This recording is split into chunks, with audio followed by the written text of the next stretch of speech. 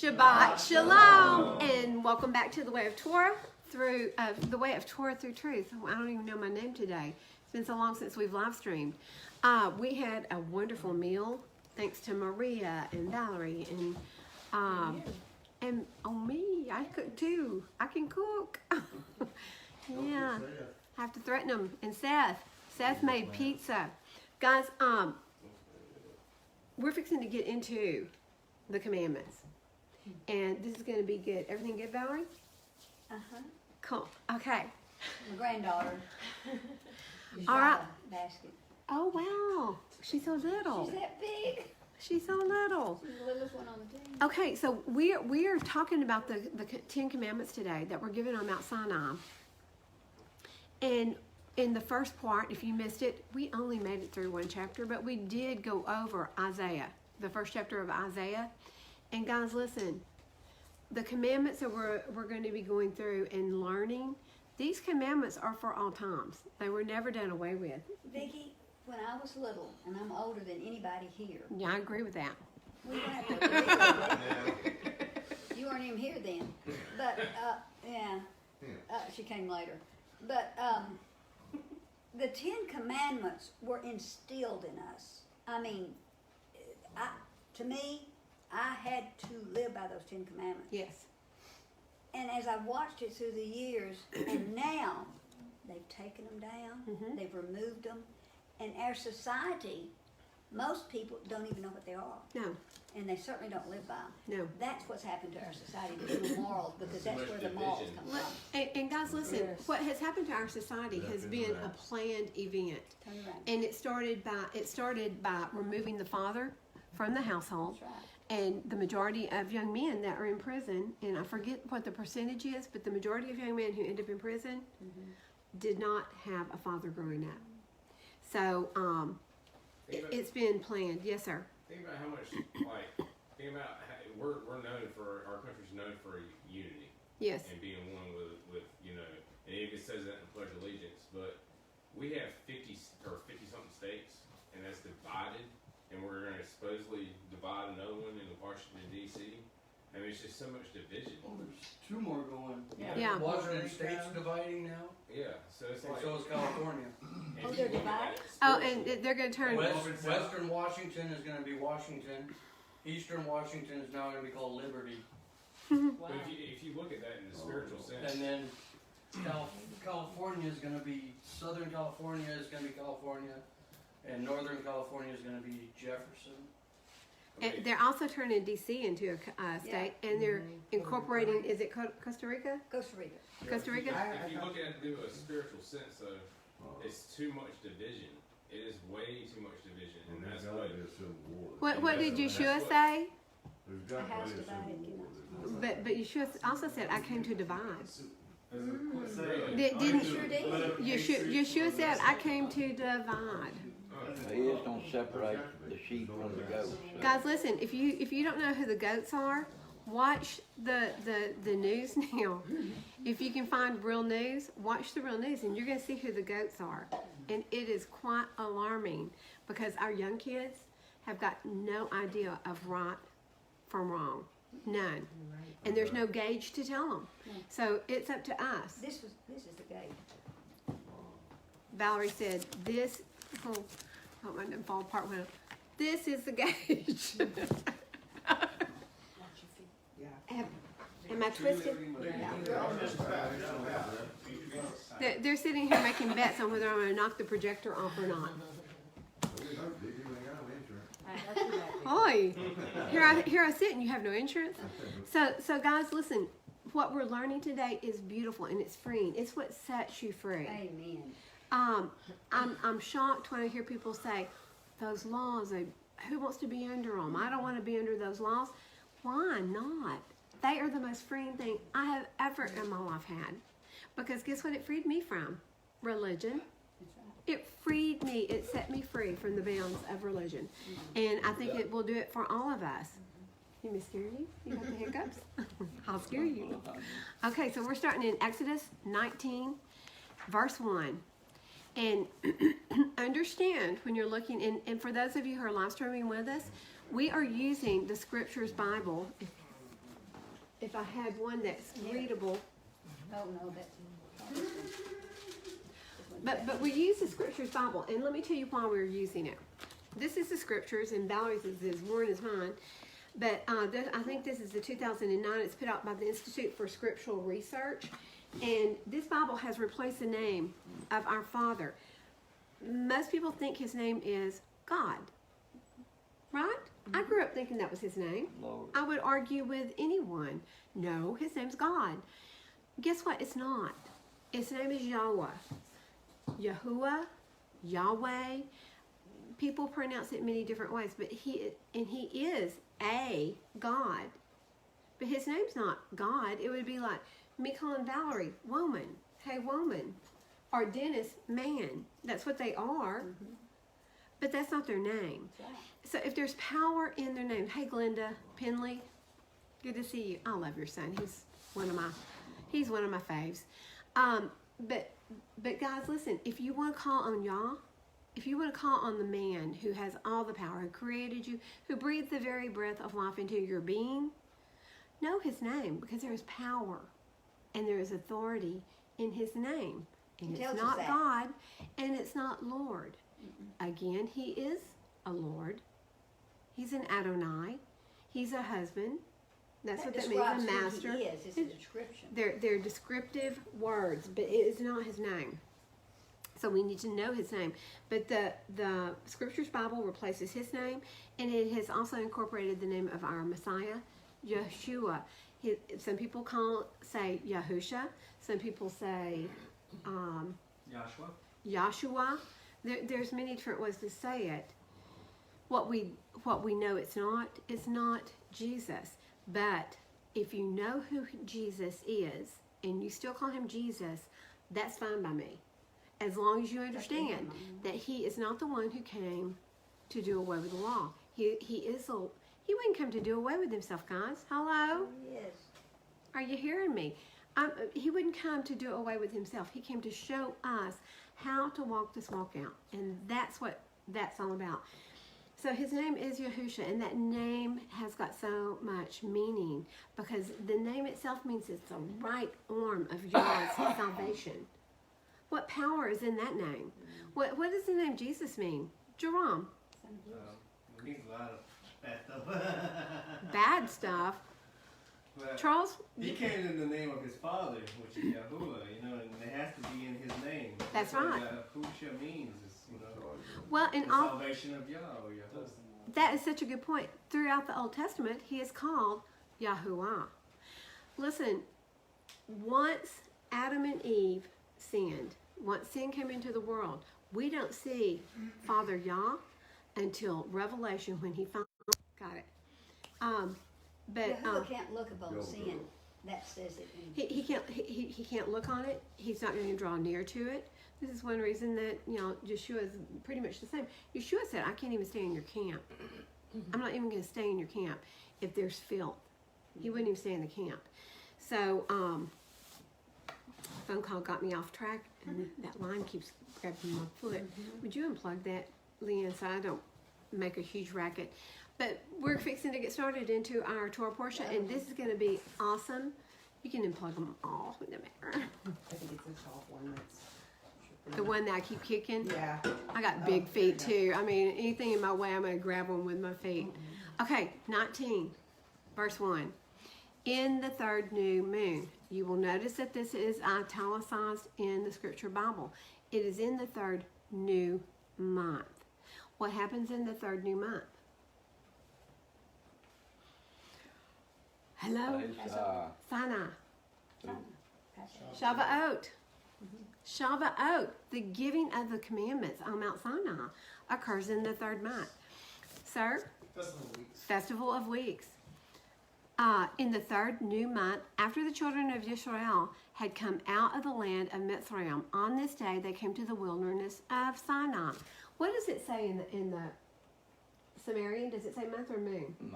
Month. Okay. Just checking. Okay.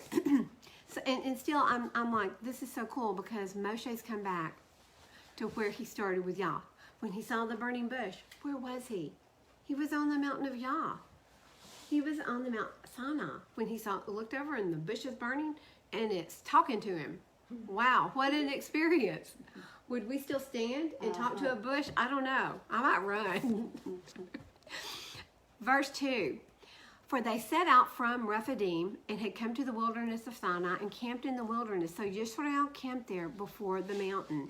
And Moshe went up to Elohim, and Yahweh called to him from the mountain, saying, This is what you are to say to the house of Yaakov and declare to the children of Israel. Now this is interesting, isn't it? Is Yaakov and Yisrael, is it not the same person? Yes? So it's interesting here. He's talking to the house of Yaakov, but the children. Listen, who did he say his children are? Yisrael. So it's the children of Yisrael, but it's the house of Yaakov. And right now, it's still one house. When we're going to Mount Sinai, it's one house. So everyone in the house of Israel, in the house of Yaakov, everyone comes under these commandments, even the strangers that are there with them. Do you hear what I'm saying? So this is not anything Jewish. When he gives the law in Mount Sinai, this is not to the Jews. This is to every single one of you. All the chosen people. Chosen. Yes, I like that word. I like being chosen. The chosen ones. Would make a good Western, wouldn't it? Torah keeping, TT wearing cowboys. That's pretty much what we have up here. Torah keeping, zit wearing cowboys. That pretty much is it. We are Texans, by the way. But he's talking to the mixed multitude, because who came out of Egypt with him? Most of the Egyptians who went, oh man, did you see that? He just wiped out. He just overpowered all of the little G gods in Egypt. A lot of people left with him, guys. Mm-hmm. A lot of people. So he's talking to the mixed multitude. They saw his power. They saw his power. They believed. They split. Right. He says, you have seen what I did to the Mitzrites, to the Egyptians, and how I bore you on eagle's wings and brought you to myself. Guys, this verse just so much reminds me of the verse in Revelation. Can you go to Revelation 12:14? And Valerie, would you pull up Isaiah 40:31? Yah protects his children, doesn't he? Mm-hmm.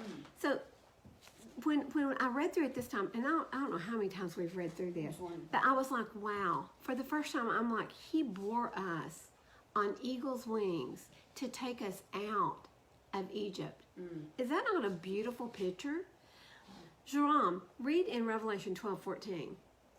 Revelation 12:14. It says, And to the woman were given 2 wings of great eagle, that she might fly into the wilderness and to her place where she is nourished for a time and times and a half a time from the face of the serpent.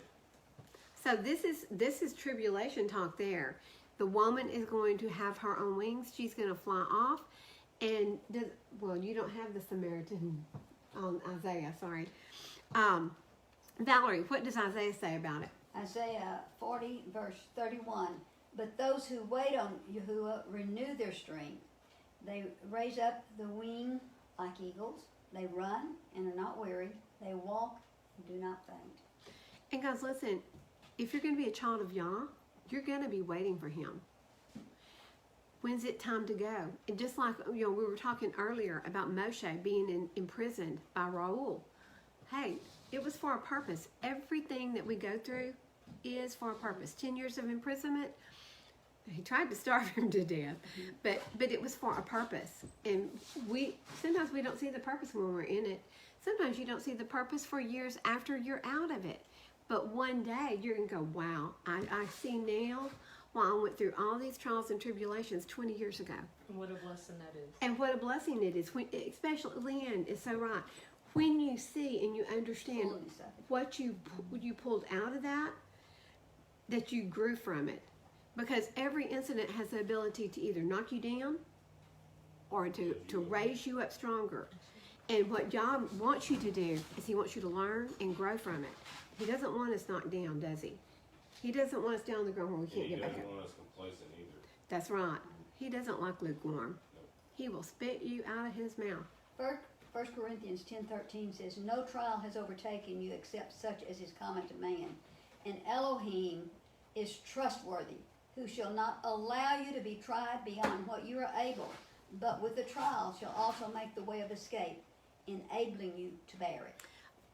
That is so true. And who does he put through trials? The ones who love his children. Dennis, what does is it Leviticus or Deuteronomy? Why does he carry us out into the wilderness?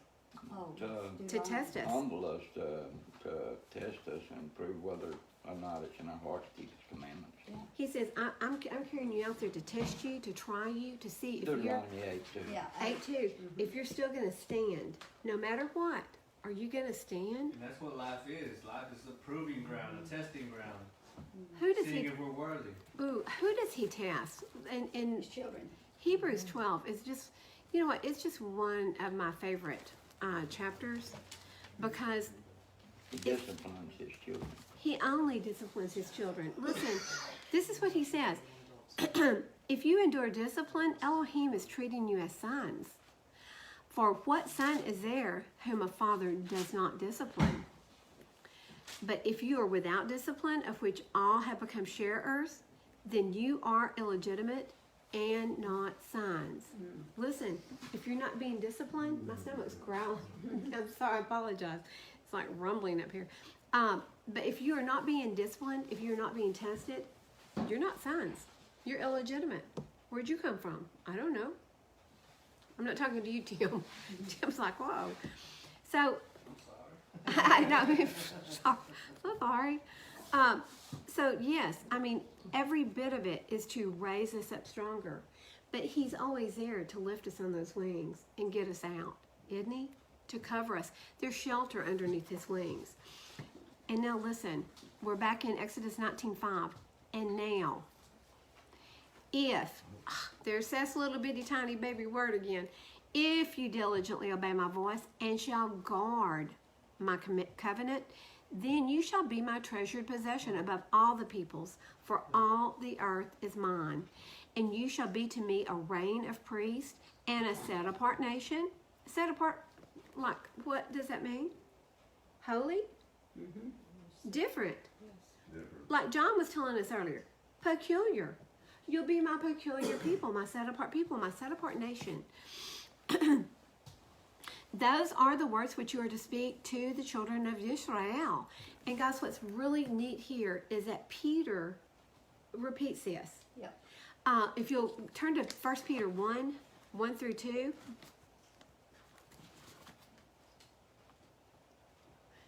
So, the apostles, everyone repeats everything that was in the Old Testament. Okay, this is who Peter's talking to. I, Kepha, an emissary of Yahusha, Messiah, to the chosen strangers of dispersion in Pontus, Galatia, Cappadocia, Asia, and Bithynia. He's talking to all these people. They were the dispersion. Where'd they come from? The lost house of the sheep of Israel. This is who Yeshua came back for, guys. He came back for us. We were lost. He tells us in Matthew 15:24. He says, I came back only for the house of Israel, the lost sheep of the house of Israel. This is who Peter's talking to here. He's talking to the dispersion, the lost sheep of the house of Israel. To the dispersion, chosen according to the foreknowledge of Elohim the Father, set apart by the Spirit unto obedience and sprinkling of the blood of Yahusha Messiah. Favor and peace be to you. This is who he's talking to. But look over in chapter 2, verse 7. In chapter 2, verse 7, he says, this preciousness then is for you who believe, but to those who are disobedient. So I'm down in 9. The stone which the builders rejected has become the chief cornerstone and a stone of stumbling. Who is that stone? Yeshua. It's Yahusha. And a rock that makes for falling. Who stumble because they are what? Disobedient. If you're stumbling about, it's because you're being disobedient. Answering a lot of questions here today, aren't we? And disobedient to the word, to which they were also appointed. But you, You are a chosen race, a royal priesthood, a set apart nation, a people for a possession, that you should proclaim the praises of him who called you out of darkness into his marvelous light. Peter's, listen, he's repeating verbatim what Yah is telling Moshe over here, the covenant. This is the covenant. So he's telling them, this is the covenant that Yah's making with his children. And now if you will obediently, diligently obey my voice and shall guard my covenant, then you shall be my treasured possession above all the peoples. For all the earth is mine. Above everyone, guys, will be his people. All you have to do is what? Do you have to buy something?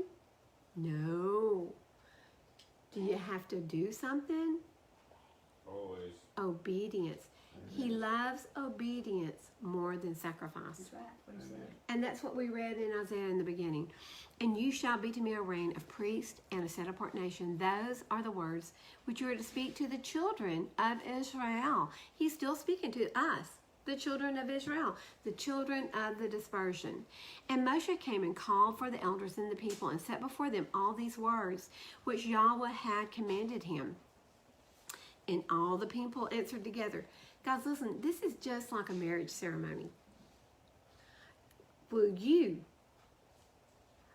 you commit to diligently obey my voice and guard my commands and do them? Will you do that? And this is what the people said.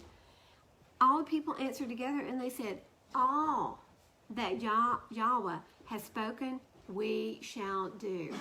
So they didn't say, yeah, we'll do part of them. Oh, stranger girl, Misty, how are you? Is that our little man? Oh, we've got friends that just showed up. We haven't seen them in a long time. You look amazing. Hi, Gio. I'm sorry, guys. We're a very open group here. We come, we go. She must have woke him up because he looks tired. Misty, we are in Exodus 19, verse 8. Hi, baby boy. Okay, and all the people answered together. And they said, all that Yahweh has spoken, we shall do. So it's like he said, do you want to be my treasured people? And they said, we do. We will take that. We'll do it. We'll do it, Father. So Moshe brought back the words of the people to Yahuwah. And Yahuwah said to Moshe, see, I'm coming to you in the thick cloud so that the people hear when I speak with you and believe you forever. So isn't Yah awesome? Because he's basically saying, look, I'm going to make these people always believe in you. I'm going to come to you in a thick cloud. I'm going to talk to you. They're going to see this. They're going to know you have authority and power from me. He says that I will never leave you and never forsake you. Right Ever. here. He's Yes. there at nighttime and the daytime. Yes, Right there with them. that's so true. Right, Tim? And Moshe reported the words to the people, of the people to Yahuwah. Don't you know that made, of course Yahuwah already knew the words. So it's kind of strange, isn't it? He's going back and forth as an intermediary, but Yah knows. He already knows their heart, right? And Yahweh said to Moshe, go to the people and set them apart today and tomorrow, and they shall wash their garments and shall be prepared by the third day. Guys, I think this is important. He says, for on the third day, Yahuwah shall come down upon Mount Sinai before the eyes of all the people. And Tim, do you want to talk to us a little bit about the third day? Yes, Seth. Where are we at now? Yes. Exodus 19? Exodus 19:11. Seth, you'll come up here? Because I would love for you to get up here close so that everybody can hear your voice. Everybody. I got it warm, so not too warm at all. Some like it hot. Y'all, Y'all. y'all like the hot.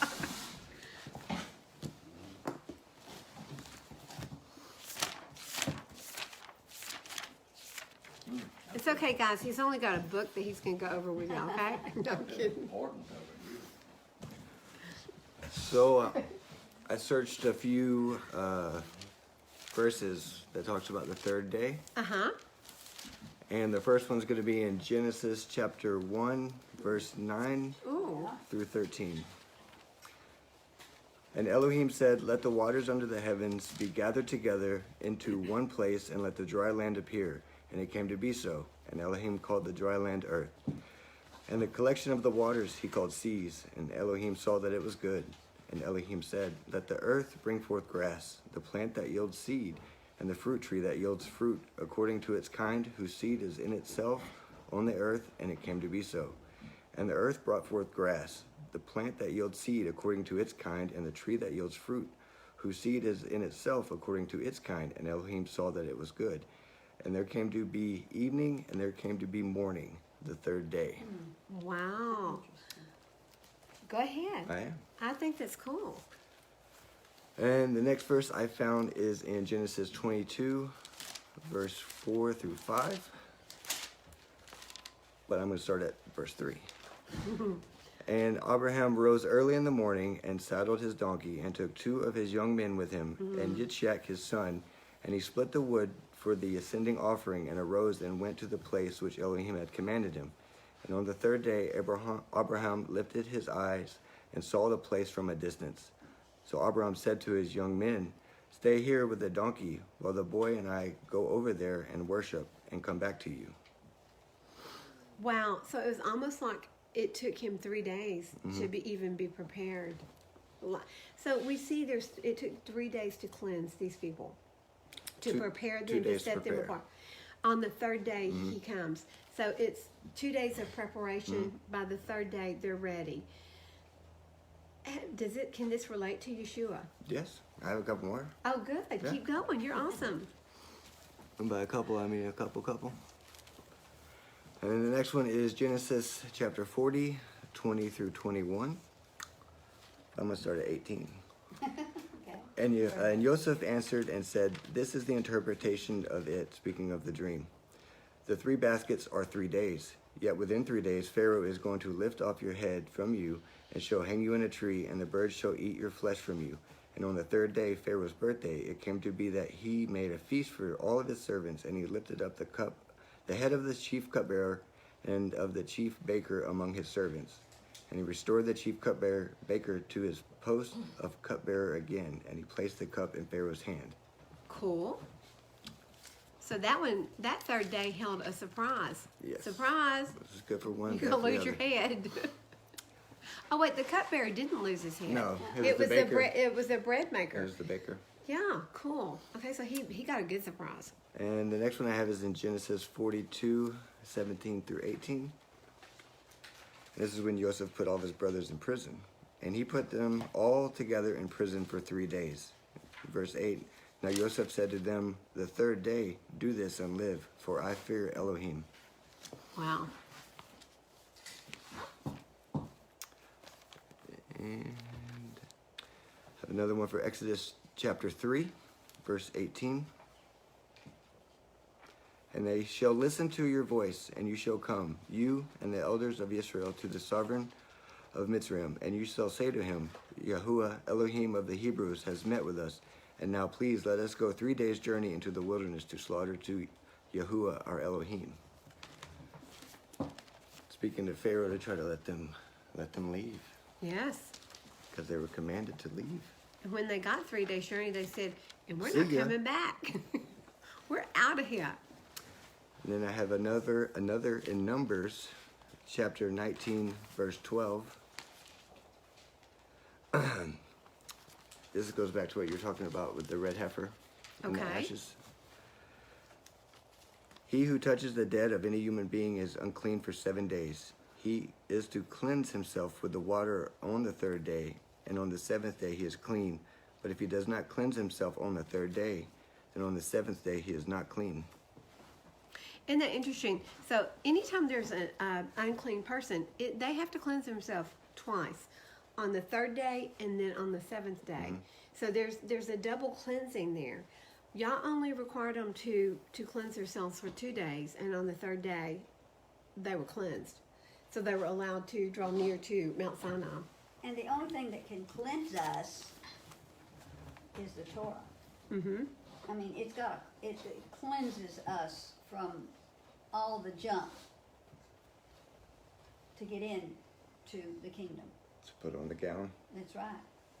Well, and they used the ashes of the red heifer to do the cleansing. And mix in the water. And mixed it in the water, and But that we was have to be very cleansed. symbolic of Yahusha. It was symbolic of our Savior. And so, can we can relate this 3 days of preparation or 2 days of preparation and arriving on the third. This can be so related specifically to the Messiah and him in the grave for. Well, I'm getting there. Okay, go for it. I'm not gonna steal your thunder. You are. Crash. Verse 19. Boom. And then 2 Kings chapter 20, verse 5 through 6. Return and say to Yitzhakua, the leader of my people, thus said Yahuwah, the Elohim of David, your father, I have heard your prayers, I have seen your tears. See, I am going to heal you. On the third day, go up to the house of Yahuwah, and I shall add to your days 15 years and deliver you and this city from the hand of the sovereign of Ashurah, and shall defend the city for my own sake and for the sake of David, my servant. Cool. So he couldn't even go into the house of Yahweh until he had been cleansed. And on the third day he was ready.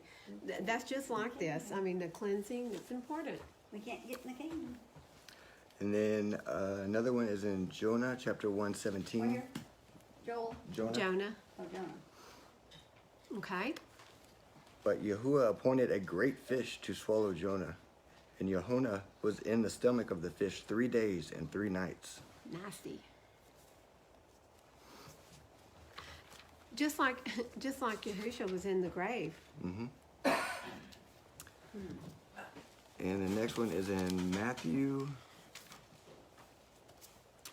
27. chapter 12, verse 40. For as Jonah was 3 days and 3 nights in the stomach of the great fish, so shall the Son of Adam be 3 days and 3 nights in the heart of the earth. That's Yeshua speaking. Perfect. So there's a couple more in Matthew. So Esther also had to prepare before she would even go before the king. Did you have that one?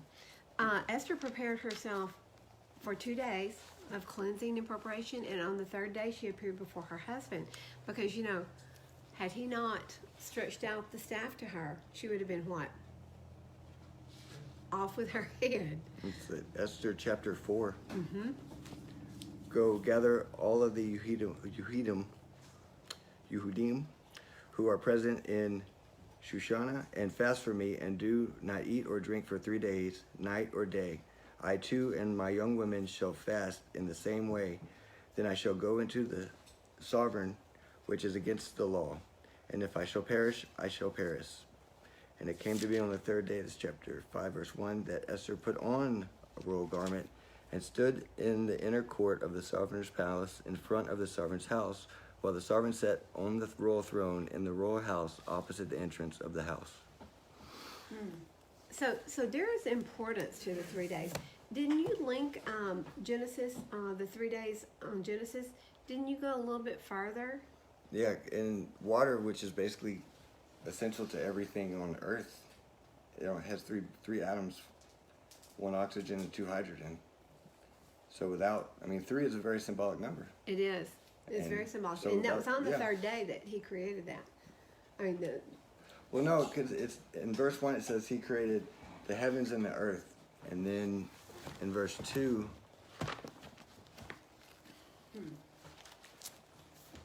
chapter 1 of Genesis, in the beginning Elohim created the heavens and the earth. Verse 2, and the earth came to be formless and empty, and darkness was on the face of the deep, and the spirit of Elohim was moving on the face of the waters. But it never says that he created water. no, it was already there. It was there. He just separated it out. Okay, well that is a really good study. I appreciate you doing that. And then, so a lot of the verses that I read, it goes into, it's basically either a burial, a conclusion in the first 2 days, preparation to meet or serve, Wow. testing, discerning, approaching, a verdict, an acquittal, death. Those are the 2 days leading up to whatever happens on the third day, And in this case, it's the making of a which the third day is one of the emergence from circumstance of lifelessness. It could be prison, captivity, famine, illness, or in Yona's case, a whale. Testing situations. It's a preparation of what will happen on the third day. So we are almost in, or in the beginning of the third day, since Yeshua has been gone. So we've, 1,000 years, Peter tells us 1,000 years is as a day. So we've been through 1,000 years, we've gone through 2,000 years, and we're in the early stages of Of the 3,000 third day. of the third day. So, This is so very important to us getting ready, getting ready to go. I mean, can anyone else washing, prepare you? cleansing. Can anyone else prepare you for meeting the bridegroom? You know, you already said it. We have to get ourselves ready. That's right. Just like the maidens that were waiting. Were they all prepared? No, they didn't all have enough oil. Those who didn't have enough oil, What is the oil representative of? it's the Holy Spirit, Exactly. it's the Torah, it's His name. Yeah. It's all three. It says, walk out your own salvation with fear and trembling. That's it. That is it. Just like later Walk on out when we anybody else's. Like later on when we get in Isaiah, he thought he was ready, and he actually saw Yahuwah, and he was like, "Oh no!" That's right. That is that's so important. And would you want to That's a hang good here? No. Okay. How rude. He said no. What's it, lady? Okay. Okay. You can sit by me. I don't mind. Okay. So I wanted you to see the importance of the third day, and you did a great job. That's good. Great job. So they are to be prepared by the third day, because what are they fixing to go on? Where are they fixing to go? Journey. They're going on a journey to Mount Sinai. I really like the way Jubilees puts it. But they're fixing to go and meet Yah. Moshe is going to escort them up to meet Yah. Is that not cool? I mean, think about it. You're fixing to go meet the king. You're going to go meet Abba Yah, who created everything. And so you've prepared yourself. You've washed your clothes. And listen, in the desert for 1 million people, that was not an easy task. Think about it. That's a lot of clothes to be washed. Almost But just feel think like how quickly Yah's they. shining in her phone screen. Oh, wait. That's Tim's head. I'm sorry. I'll go get my beanie. I'm blinding you. Think how quickly they said, "We'll do it all."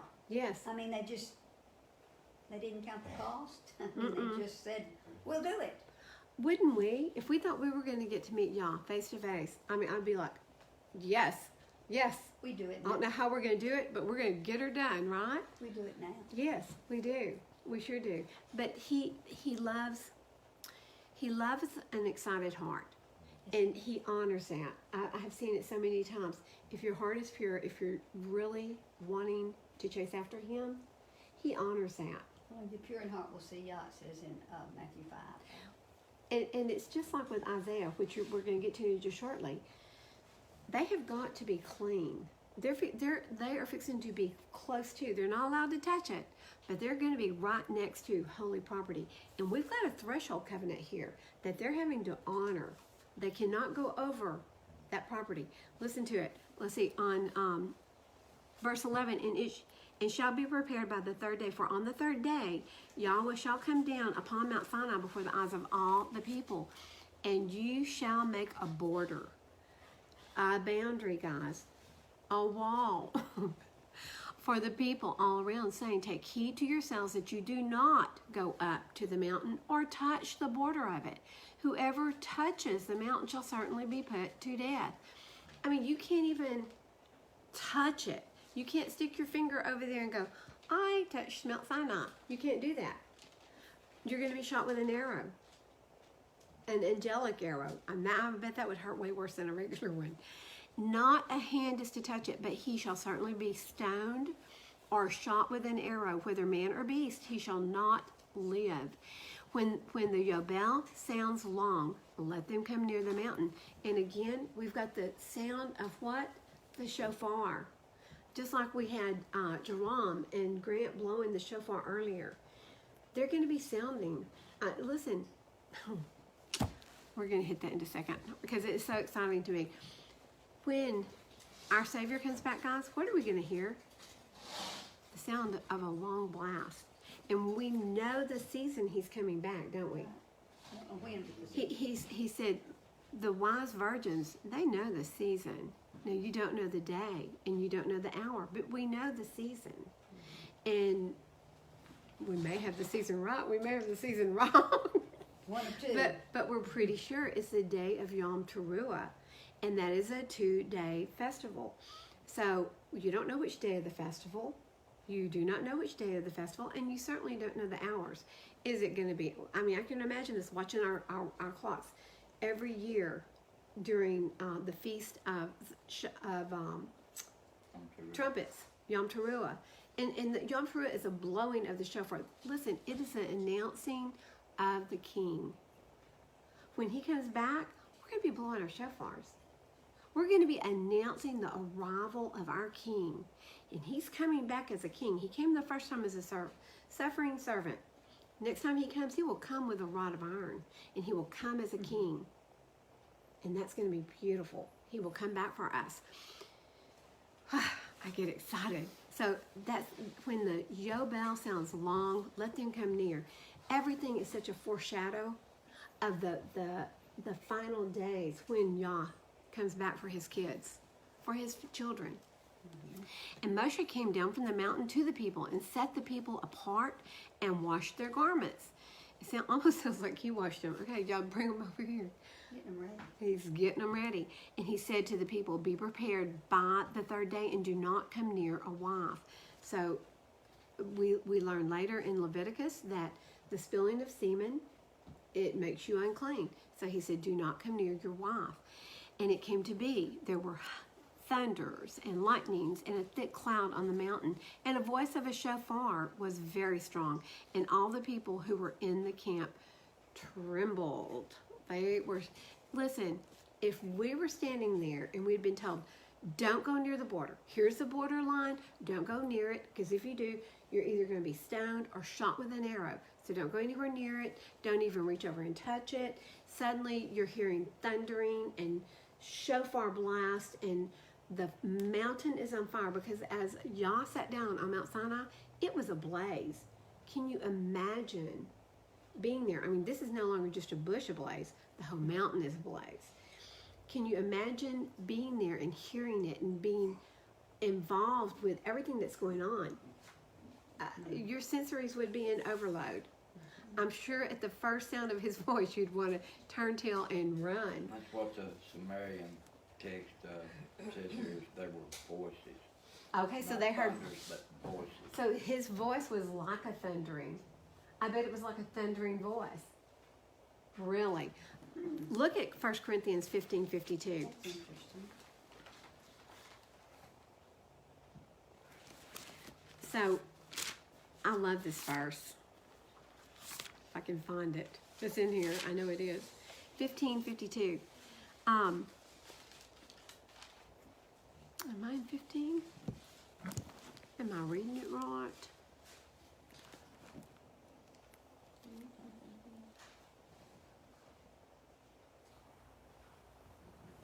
Hi.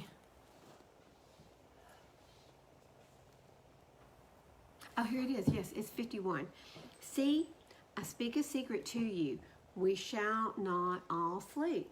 Because listen, during the tribulation, how many are left alive?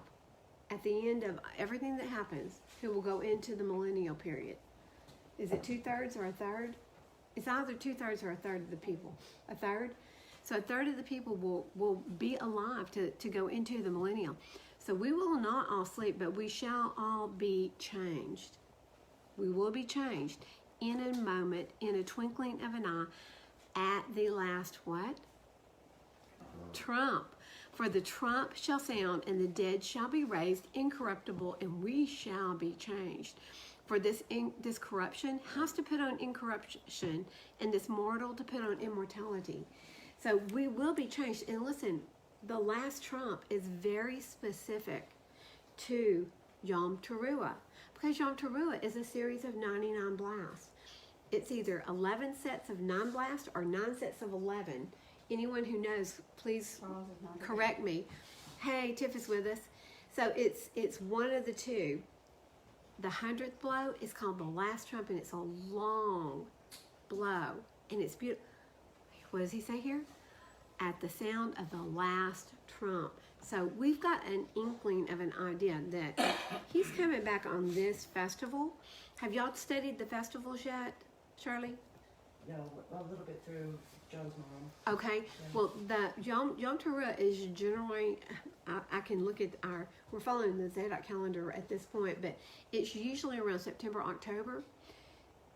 And to me, it's a fun festival.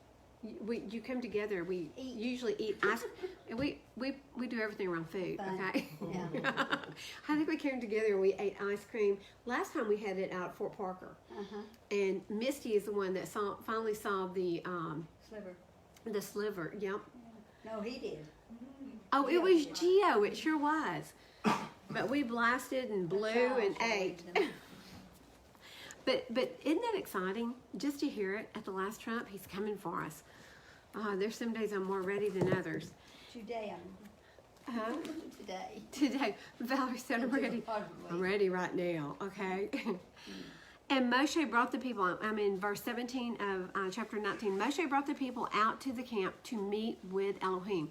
He escorted them. He's like, "Come on and follow me. We're going to go out there.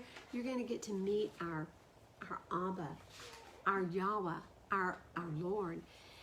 And Moshe brought the people out of the camp to meet with Elohim, and they stood at the foot of the mountain. And Mount Sinai was in smoke, all of it, because Yahuwah descended upon it in fire. And its smoke went up like the smoke of a furnace, and all the mountain trembled exceedingly. It would be like a giant earthquake, shaking the whole thing. Guys, listen. Can you, seriously, can you imagine being there? Because just the thought of it, you're like, I don't know. Would I approach it? I mean, after seeing and feeling everything that was going on, who would want to touch it? And when the voice of the shofar sounded long and became very strong, Moshe spoke, and Elohim answered him by voice. And Yahweh came down upon Mount Sinai on the top of the mountain, and Yahweh called Moshe to the top of the mountain, and Moshe went up. And Yahweh said to Moshe, "Go down." I'm always like, whoa, Dad, I just got up here. This is not, listen, you saw the mountain ranges in the songs that we were singing earlier? Climb that and get to the top and have Yah tell you, okay, go back down. What? Really? I think I'd cry a little bit on my way back down. So he called him up to the top and he said, "Go down and warn the people, lest they break through unto Yahuwah to see, and many of them fall. And let the priests who come near Yahuwah set themselves apart too, lest Yahweh break out against them." And Moshe said to Yahuwah, "The people are not able to come up to Mount Sinai, for you warned us, saying, make a border around the mountain and set it apart." And Yahweh said to him, "Come, go down, and then come back up, you and Aharon with you. But do not let the priest and the people break through to come up to Yahweh, lest he break out against them." And Moshe went down to the people and spoke to them. So he had to go up, go down, go up. How old was Moshe? At this point, he's about 84, 85, about 84 or 83, somewhere around in there. He had to go up and come down and up. Guys, yeah, I'm like, I'm not there yet, and I can't imagine going I am, up but and I down. couldn't do it. I'm like, he was in, let's just say he was in good shape. He must have walked around the block. exercised a lot. Huh? He didn't eat any pork. There you go. Teddy said he didn't eat pork or shrimp. Kept his diet clean, right? Okay, now we get to one of only two places in the whole scriptures where you find the commandments. Chapter 20, what, Valerie? In Deuteronomy 5. And the other place would be Deuteronomy 5. So, listen, if you're looking for the commandments in the New Testament, you're not going to find them because they're in the Old Testament. Everybody knows that, right? Okay. Verse 1, and Elohim spoke all these words, saying, I am Yahuwah, your Elohim, who brought you out of the land of Egypt, out of the house of slavery. You have no other mighty ones against my face. You do not make for yourself a carved image. So he's already given them the first one. There's no other mighty ones but me. Second one, you don't make any, I'm going to read through them, then we'll go back. You do not make for yourself a carved image or any likeness of that which is in the heavens above, or is in the earth beneath, or which is in the waters under the earth. You do not bow down to them nor serve them, for I, Yahuwah, your Elohim, am a jealous El, visiting the crookedness of the fathers on the children to the third and fourth generations of those who hate me. Listen, you want to bring, I was going to say, okay, I'm going to read through it. Boy. But show loving commitment to thousands, to those who love me and guard my commands. You do not bring the name of Yahuwah, your Elohim, to naught, for Yahweh does not leave one unpunished who brings his name to naught. Remember the Sabbath day, to set it apart. 6 days you labor and shall do all of your work. Hey, scared me. But the seventh day is a Sabbath of Yahweh, your Elohim, and you do not do any work. You, nor your son, nor your daughter, nor your male servant, nor your female servant, nor your cattle, nor your stranger, who is within your gates. For in 6 days Yahuwah made the heavens and the earth, the sea, and all that is in them, and rested the seventh day. Therefore Yahweh blessed the Sabbath day and set it apart. Respect your father and your mother, so that your days are prolonged on the soil which Yahweh your Elohim is giving you. You do not murder. You do not commit adultery. You do not steal. You do not bear false witness against your neighbor. And you do not covet your neighbor's house. And you do not covet your neighbor's wife, nor his male servant, nor his female servant, nor his ox, nor his donkey, or whatever else belongs to your neighbor. And all the people saw the thunders, the lightning flashes, the voice of the shofar, and the mountain smoking. And the people saw it, and they trembled, and they stood at a distance, and they said to Moshe, you speak with us, and we hear, but let not Elohim speak with us, lest we die. And Moshe said to the people, do not fear, for Elohim has come to prove you in order that his fear be before you, so that you do not sin. And that fear didn't stay with them long, did it? Because he goes up the mountain, and next week we're going to get into what happens while he was up there. Okay, so listen, guys. I'm going to get Dennis to read from the first part of Genesis in the Samaritan Bible. Read Genesis 2:2, because there's in our regular scriptures, if you go to your regular Genesis, it says he completed his work. It says in the seventh day Elohim completed his work which he had done, and he rested on the seventh. So it says he completed his work on the seventh, and it's never ever made sense to me. What does the Samaritan Bible say? Genesis 2. Pretty sure it's slow back there. Well, I was Rabbit hole.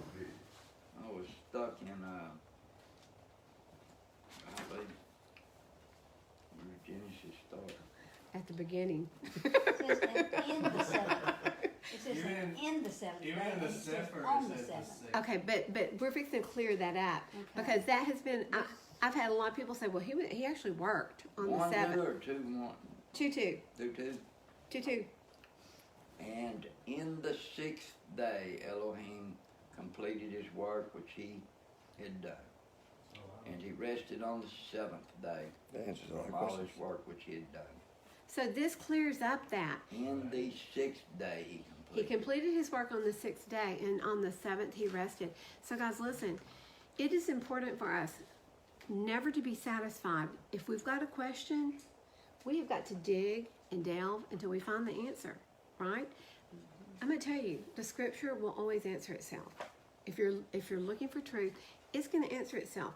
You go to somebody else, you may get a right answer. Hopefully they know what they're talking about. But I've had this question for a lot of years, because I'm like, oh, it still says he worked on the 7th day and he completed it, but then he Yeah, see, rested. And the Masoretic says that, and on the 7th, he finished it. Yeah. So But in the 6th, he finished it. So this cleared up a big issue for me. I mean, this has always been a big issue. I got the Septuagint, the Catholic edition of the Septuagint, and it says the 7th day also. I know it. But the Septuagint came from the Masoretic. I mean, they were pretty much brought about the same Supposedly time. they were translated by, way before the Masoretic was done, they were translated by Ptolemy of Egypt. Who By was a trying- Greek. Yeah, so you're trying to add the Greek library. Yes. But This one is from you already know that, the Samaritan Peshitta. So this, I'm beginning to see in a lot of the things that I have questions. The Peshitta, and it does say 6th day also. Yeah. Okay. So there you go. I was going to tell you that I found one, the Biblia Peshitta Samaria. I was wondering if your mom might like it. She probably will. Okay. For the Torah? Okay. I will go ahead and get that for her. But guys, listen, this is what we do. And I said earlier, stone sharpening stone. It's iron sharpening iron. Sometimes I feel like a stone sharpening a stone. I wonder what the Dead Sea Scrolls will say on the Genesis account. I need to research that. We need to look at it. We need to look at it. Okay, so I wanted to clear that up first of all. So let's go back. You don't make a carved image. What is a carved image? Let me tell you what a carved image can be. It could be a cross you're wearing around your neck. If you're worshiping it. Do you see what I'm saying? A carved image could be anything that you bow to. Listen, go into any Catholic church. What do they have in there? Mary's. Huh? Mary's? Yeah, They've got St. Peter, St. Matthew, St. Mary, everybody's a saint there, and they've all got their own statue. You're not supposed to have any statues. I mean, the Catholic Church is the mother of the horse. She is. She's the mother of all. Confess your sins to a priest, and he confesses your sins. Who are you supposed to really confess your sins to? Yeshua. Yahusha or Yeshua. And he tore the veil. We go to him. We can go to him. Okay, so you don't make for yourself a carved image of anything. Don't bow to anything, guys. Don't bow to anything. And listen, your carved image could be your vehicle. It could be anything that you put above Yah. If you put your house above Yah, if you put your business above Yah, if you put anything above Yah, that's going to be your image right there. I have a question. Yes, ma'am. So you said a crucifix, or so that would be considered a carved image, but only if you worship. If you worship it, yes. Okay. But if it's, and it's hard to define that Yeah. because I had tons of crosses. I love crosses. I thought they were beautiful. I love to see the steeples with the cross up in the air. I just thought it was beautiful. And when I believe it was Arthur Ellis first came, he's a teacher who really helped get us kicked off. He used to come and he'd be looking at me. He'd go, "I see you got your carved image on." I'd hide it, but as time grew on, and you'll see, I still have some crosses around here. See, it's covered by a hat. I still have them around, but yeah, they say that is a carved image. I think it's what matters, Shirley, is where your heart is. If your heart is saying no, it's not a carved image. It's not an idol, sir. It could be a reminder to people. Mm-hmm. You know what I mean? For most the people. cross is not the finish. I mean, and we look at it. I mean, talking about myself, I would look at it and think, oh, of him being still on the Yeah. cross, Yeah. I understand. and it's easy. That's me. So I had to do what I had to do. I just because it reminds me of what I shouldn't be reminded of. It's like a block for you. Yeah. You get to the cross, and that's where That's a lot not- of that is where And it's not. I've never even thought about it that way, but that's where a lot of people stop. They get to the cross, and that's where they are. Our suffering Messiah is still hanging on the cross. He's not. But he's so much more than that. So we should wear a boulder around our neck to signify the rock that was rolled But away. that's me. I had to get to that point. I don't ever tell anybody else to do it That's me. because I had to get there in my own self, Yeah. and it was And for for, me. and for me, it's like, oh, that looks pretty with the spouse. See? So it's Well, attractive. For me, it's, this was my son's, and my son passed away Oh in wow. 2008. So It I holds- never took it off. It's sentimental value to you. It's what it is. So A see, reminder. And it, his deep faith. yes, How old wow. was 23. he? Mine was 36. I'm sorry. Yeah, I'm sorry for you too. You know our pain. Yes, ma'am. Wow. So y'all will be talking, I can already tell. Well, the scripture is very clear. It says, "Do not make any graven image of anything up in the heavens or anything down below." Mm-hmm. So, and like we were talking about earlier, our hearts are very deceiving Mm-hmm. above everything. So, there's a lot of stuff we need to definitely tend out. But You know what? have to do it yourself. And everyone has to do it. And everyone, and that's one thing about what we're talking about right now, even down to the food that we're eating. This is a walk, and you can't. You have to understand it in your heart. That's it. and You, when your heart gets it, you got it. I have This circumcised heart, mind pretty much. is yeah, deceiving. that's it. But you can't wake up one day and go, okay, Not gonna do it. I'm going to do everything that I'm supposed to be doing. You can't do it. No. I mean, a miracle would have to happen, because I mean, let's talk about Christmas and Easter. So that's a stumbling block for many, because I mean, it holds beautiful, Memories. joyful memories. The music makes you happy. It makes The you lights. feel. The lights are. Oh, look, see.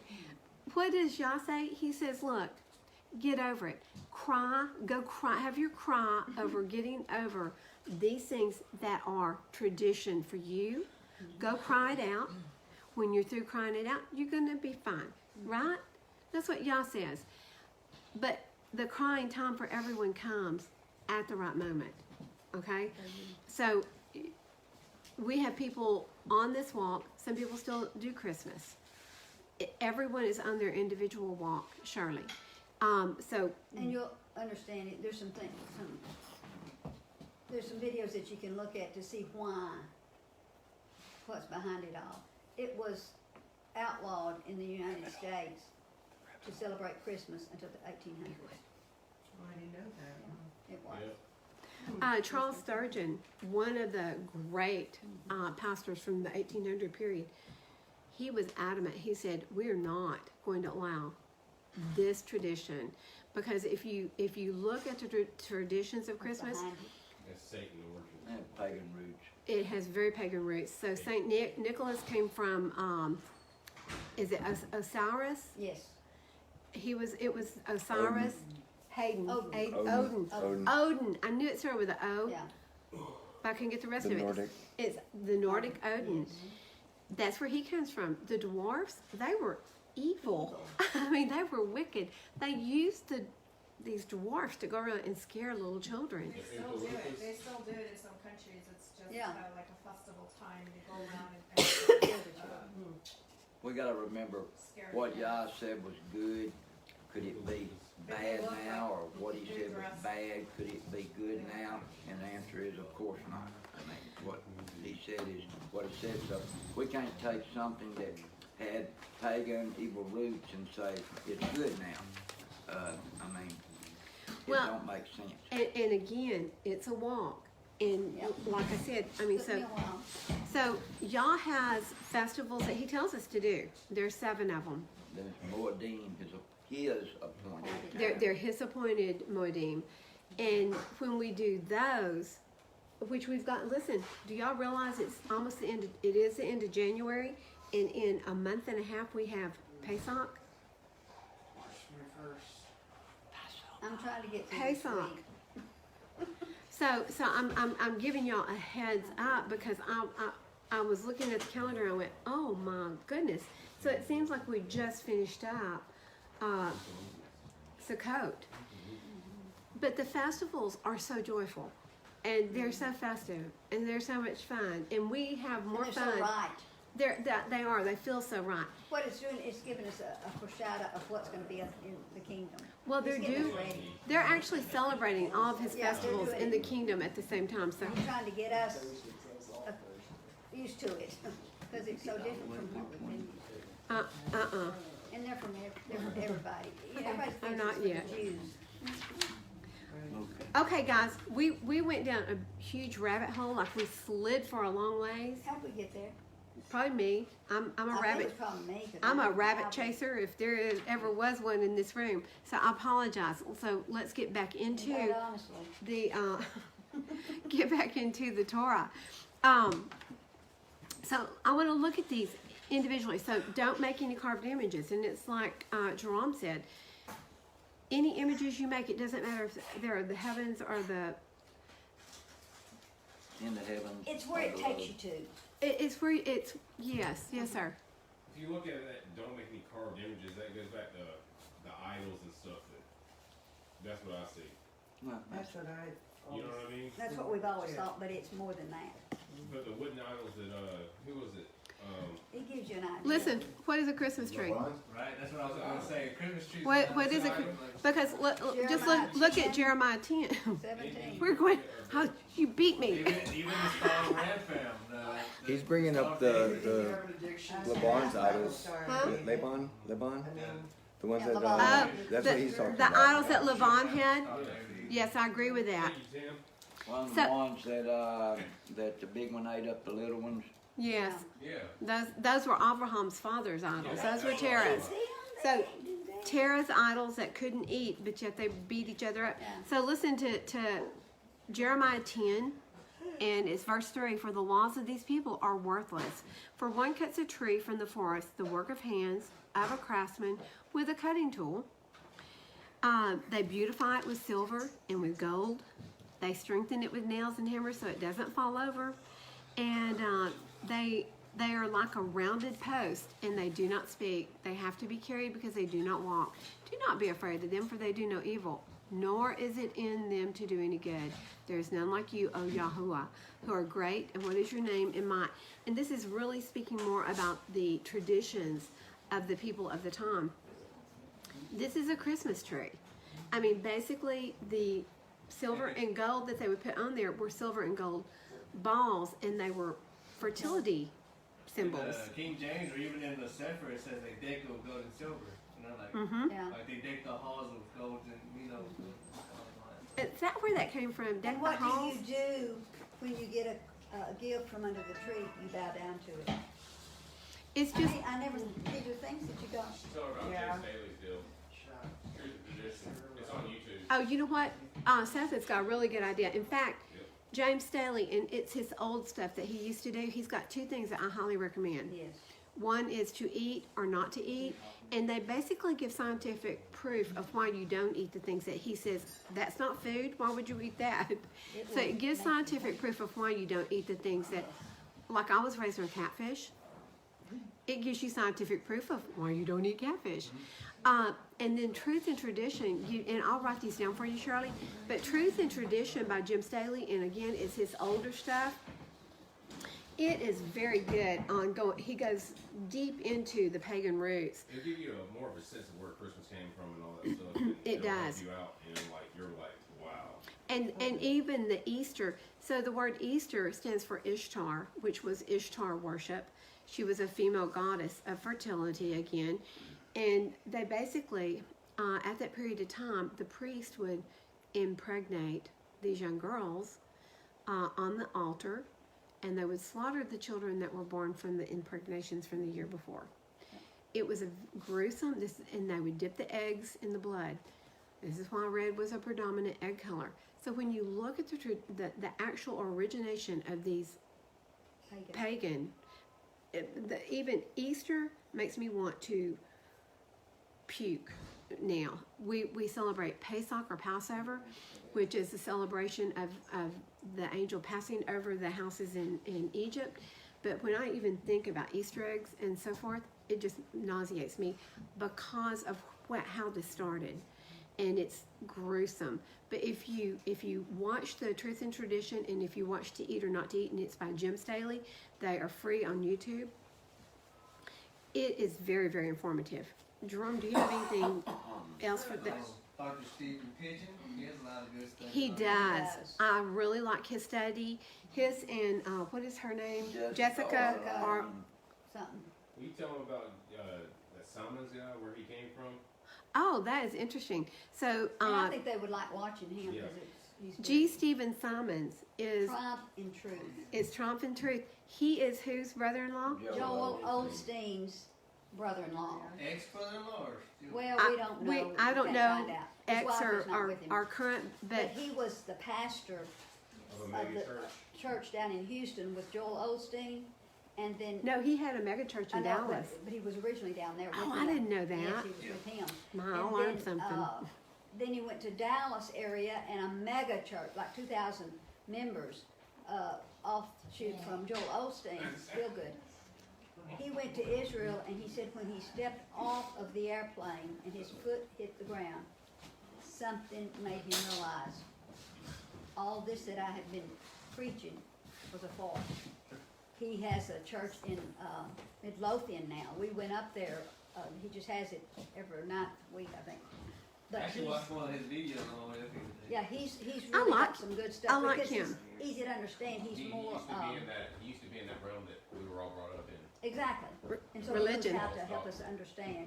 He's been about 10 And he years hits now. you right with the truth. He doesn't skip around. No, he No, doesn't. he doesn't dance about it. He's He's straight very to the serious truth. about it. He's very good.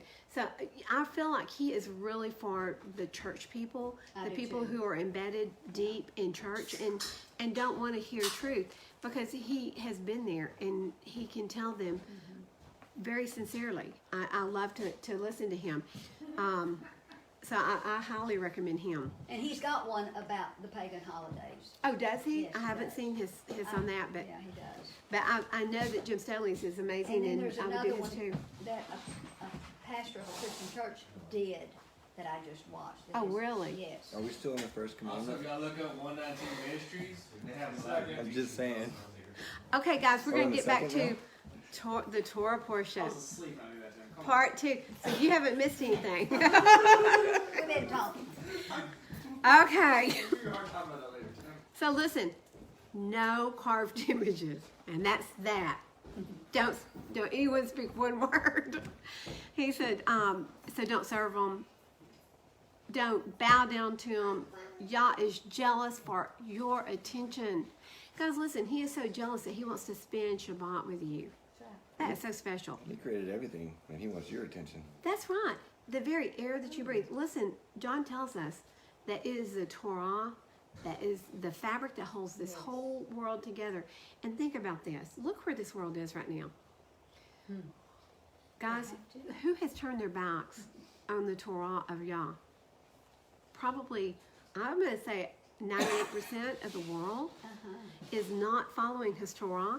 And if this Torah is what is holding the world together, the very fabric that holds it together, no wonder we're having 7.0 earthquakes in Papua New Guinea and in South America. Well, And having birthing pains. the earth is having big birthing pains, and she is spitting lava everywhere right now. So I'm just saying, as we turn our back on Torah, what's going to happen is what's happening. We're coming to the end of time. We're coming close to that third day And you when hear we're people going to saying wake that, up. Vicky, but they're really not serious about it. They don't It's just understand. oh yeah, it's the end time. I'm thinking, it's the end times. Don't you understand? You know, But they the don't urgency. understand. They do not understand. And I didn't either for so long. I know it. I know. I mean, I'm not saying that. I know you did. But now it's time to wake up and get to learning. But listen to this, guys. Arise. This is what Yah says. He said, I'm your Elohim. I'm a jealous El, visiting the crookedness of the fathers on the children to the third and fourth generations. Moms and dads, grandmothers and grandfathers. Listen, you want to bless your children and your grandchildren and your great-grandchildren and the generations to come? Obey his commands. Started. Obey his commands. If you don't, then the curse of the crookedness, because that is evil, it goes down to it goes for generations, for 3 to 4 generations. But listen to this. But showing loving commitment to thousands, thousands of generations to those who love me and guard my commands. Dennis, in the Samaritan, does it say thousands of generations or just thousands of people in verse 6 of 20. It, there's thousands of generations, mercy unto thousands, Guys, listen. 1,000th generation. Wow.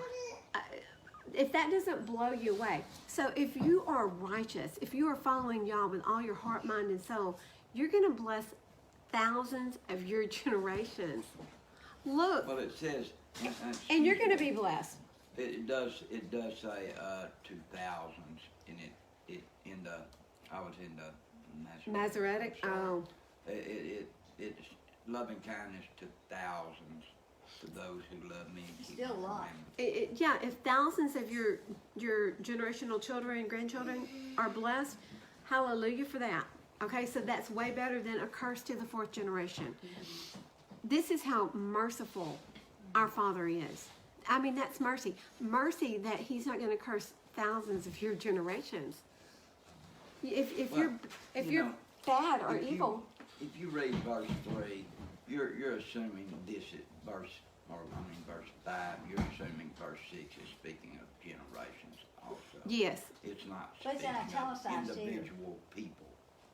3rd and 4th generations. Oh, it sure is. So that doesn't mean that number 3 was actually correct, or 5 was actually correct. Okay, well, 3 or 4 are thousands. I'm going to go for thousands. I don't know about y'all. Whether it's generations or It's individuals. a bunch. But it I doesn't- go for the thousands. Well, it doesn't matter about the number. It just says to those who love me and guard my commandments. So it could be. That's forever. That's yeah, ever, I mean, it's- never ending. You Yeah, know? just do those, and you don't have to worry about it. That's right. There you go. There you go. What does it mean to guard them, Charles? To diligently obey, to make sure you do everything in your power and your individual heart convictions to do whatever you can to protect them. To stand. I'm standing for these. I am standing for these That's a much easier way to put it. commandments. To upholding. To uphold them, to be willing to fight over your right to do them. We may come to that. Yeah. In this amazing time that we're in right now, we may come to that. Happened during the Maccabean revolt. And I'm going to say, take him, here, Tim. Tim's moving. He's like, I'm not going to sit by you anymore. Awesome. Okay.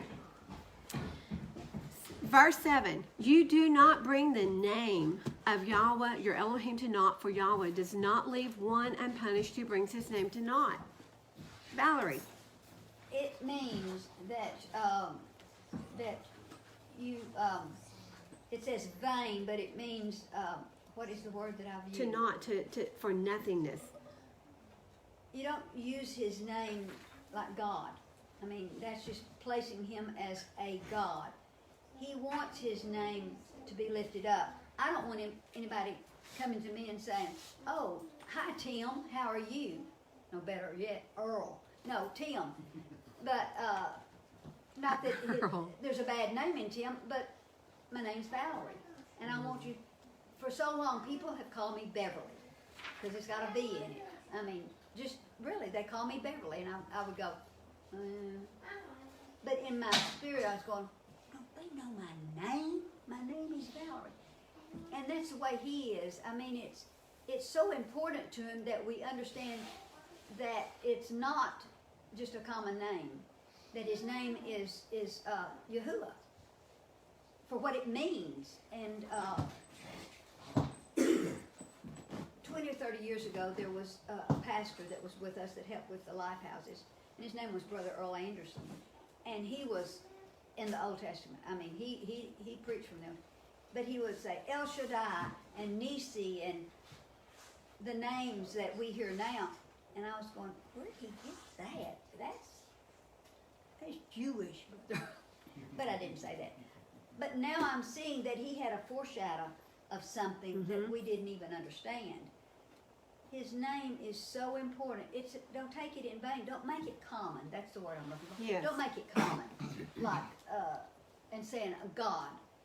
You're just putting me in that category with everybody else. I'm not there. My name is so special, and we've had to educate ourselves because I catch myself saying Jesus, which is okay because I know what his name is. But I'm trying. A lady about 6 years ago at the Women's Life House, a young woman came up and she was talking and she said something about Yeshua, and I said, who? She said, that's his name, Jesus. I said, don't you call him that. His name is Jesus. I mean, I got really offended, just like, guess what? She should have gotten offended at me.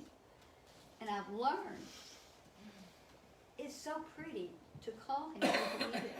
It's just, it makes him common, and he doesn't want to be common. And so I have a real big, used to, if someone said that ugly 2 words, you know, well, now I go, because it's not that, it's not knowing what his name, it's not calling him by his true name. And it takes time to get used to it. I'm still doing that. Okay. And sometimes we have to talk to people that don't know his name and use the name they know so they can, to be able to minister to them. Because they can get offended. That's right. That goes back to the Shema. The very end of the second part of the Shema. Serve him and swear by his name. If you claim to be a child of living Elohim and you make a vow in his name and you don't carry through with it, you're bringing his authority to naught. That's good. Profaning his name. That's more in line with the way I see it, is don't use his name and not do what you're telling them.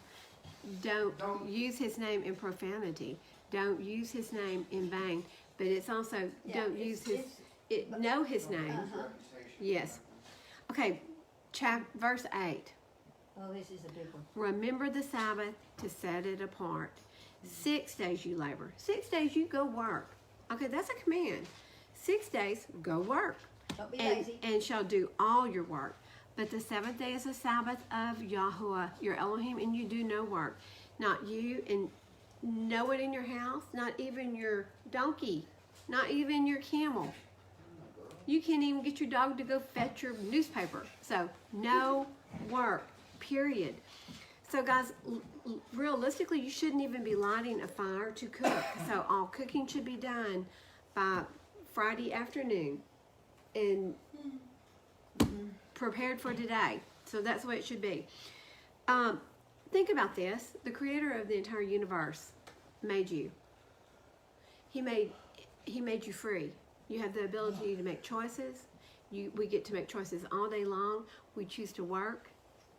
And he tells you, go work for 6 days. Do whatever you want on those 6 days. But the 7th day, he doesn't say at least 1 day a week. He is very specific. And if you think he's not, we can go through all of the verses that will show you. He's very specific.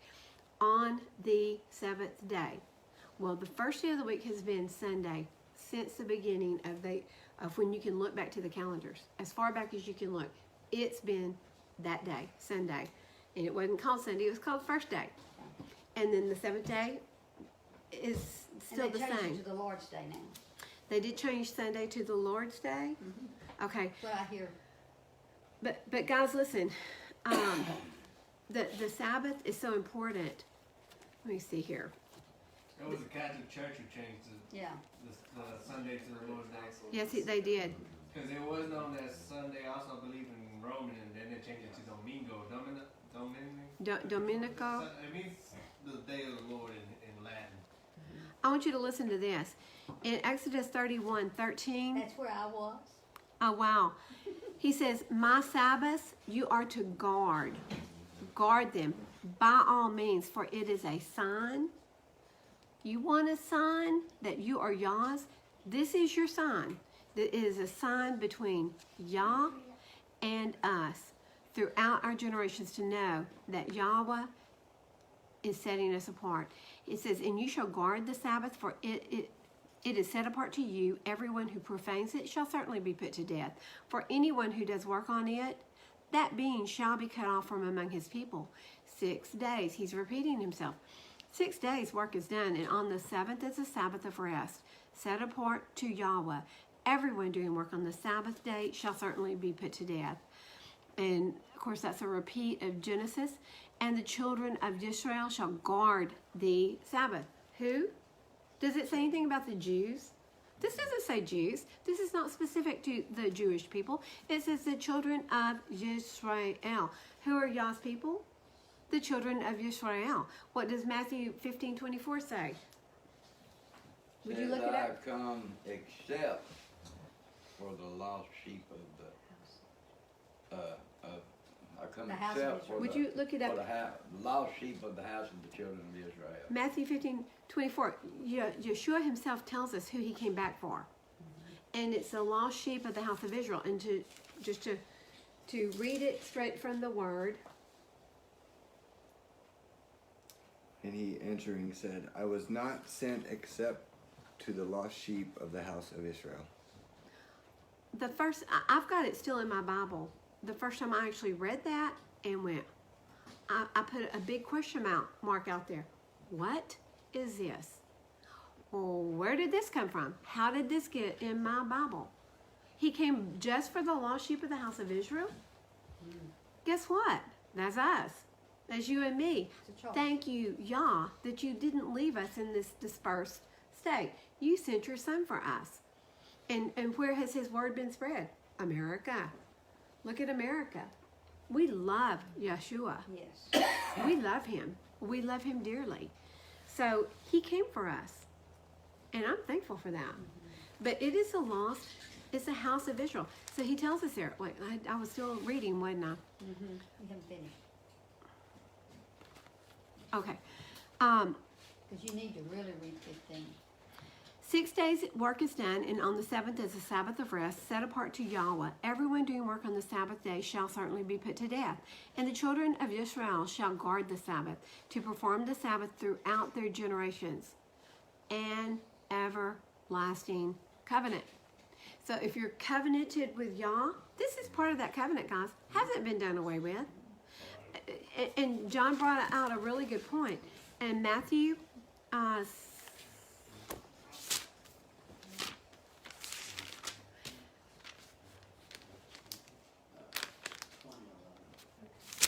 While she's going there, I have to tell y'all something. My children have not understood about me not doing things on Saturday with them. They finally realized today, my son, I talked to him, and he said, Mother, you go over to Fairfield and spend the day over there. He called Vicky and said, Mother's coming over there, didn't he? Mm-hmm. So see, it's taken a long time for them to realize today is the Sabbath. I couldn't make them understand because I raised them in the Baptist church Yeah. Sunday, you know, and here I've switched on them. But he's got to do it in his way. And so I thought that was so neat that he said, Mother, It really you go was. over there today. That's where you need to be. And I went, did you just tell me? Uh-oh. So Games. in Matthew 5:17, it says, do not think that I came to destroy the Torah or the prophets. I did not come to destroy, but to complete. For truly I say to you, till the heaven and the earth pass away, one yod, and I believe in the Aramaic Peshitta is actually, it is one yod. One yod or one tittle shall by no means pass from the Torah till all be done. Guys, earth is still here. Hadn't gone anywhere. Nothing has changed. The commandments that we're reading right now are still in place today. And why the churches are not teaching this is beyond me. If this is our sign between Yah and us, I'm going to tell you what the sign of the Catholic Church is. They tell you. Their sign on their followers is that their followers worship on Sunday. I've got, if I could get over there to my pile, I've got it over there in writings. They say this. Their sign of authority over the Bible is that they were able to change it, and the whole world honors Sunday as a Sabbath. That's their sign. Yes. Boy, you got a pile. I do have a palm. So do you want their sign or Yah's sign? Yah's sign between he and his people is Shabbat. This is how important it is. Okay, so listen, and I'm talking to the live streamers right now. Listen, guys, even if you still go to church on Sunday, honor the Sabbath. Set it apart. Do what you're supposed to do, which is spend time with Yah. Do that. then go to church on Sunday. Go to church every day of the week. I don't care. Y'all would love it. If you spent all your time going to worship, he would love it. But at least spend Shabbat, spend the seventh day with him. And then go to church. But you Sing. can't buy, you can't sell. Can't buy, you can't spend any money. Yeah, make sure that your cars are full of fuel on Friday. I had to do that yesterday because you will run out of fuel and then you can't buy. Okay, so respect your father and mother. This is a commandment that comes with a promise. Respect your mom and dad. Guess what happens? Your days are going to be prolonged on the soil on which Yahweh, your Elohim, is giving you. So you're going to live long and prosper. Later in scriptures, it says you'll live long and prosper. What, Charles? Star Trek. Am I doing it right? My fingers don't do it right. Don't kill. Don't commit murder. Don't commit murder. Do not commit adultery. And adultery and idolatry are exactly the same, guys. One's physical, one's spiritual. Same thing. Don't steal. And listen to this, number 16, which is number 9. You do not bear false witness against your neighbor. This is the one that says, don't tell a lie. What it's saying is, don't go tell people that that you saw Tim out carousing with someone who wasn't his spouse. Do you see what a difference that is? I mean, you could say, I'm not real good at this game. You could say, I saw Tim spin out and, run over a little frog the other day. That would be a lie. That would probably hurt your reputation. They kicked noodles this morning and That frog had it coming. That frog had it coming. But listen, do you see what damage it does to his reputation? Oh, I saw Tim out, I think I saw him dealing with a drug dealer the other night. He was buying some drugs and... Well, I could make a... That would be a lie. Like if I was taking after stocking the cooler at the place I work, taking out beer boxes to the dumpster, somebody seen me doing that. Oh, I thought he hadn't drank it so long. Like he could be sneaking it by the dumpster, which I would have if I still drank, but, so... Okay, did you hear what Tim's saying? Someone seen him making an assumption and then spreading, it's gossiping. Spreading false gossip all over town. And what that does is it destroys someone's reputation. It is meant to harm. It is meant to hurt. Nobody benefits from it.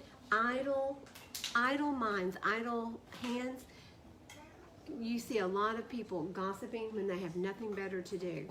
They need to be in the Word. They always have something to do, but they don't want to do it. No, they don't want to do it. They don't have to be gossiping.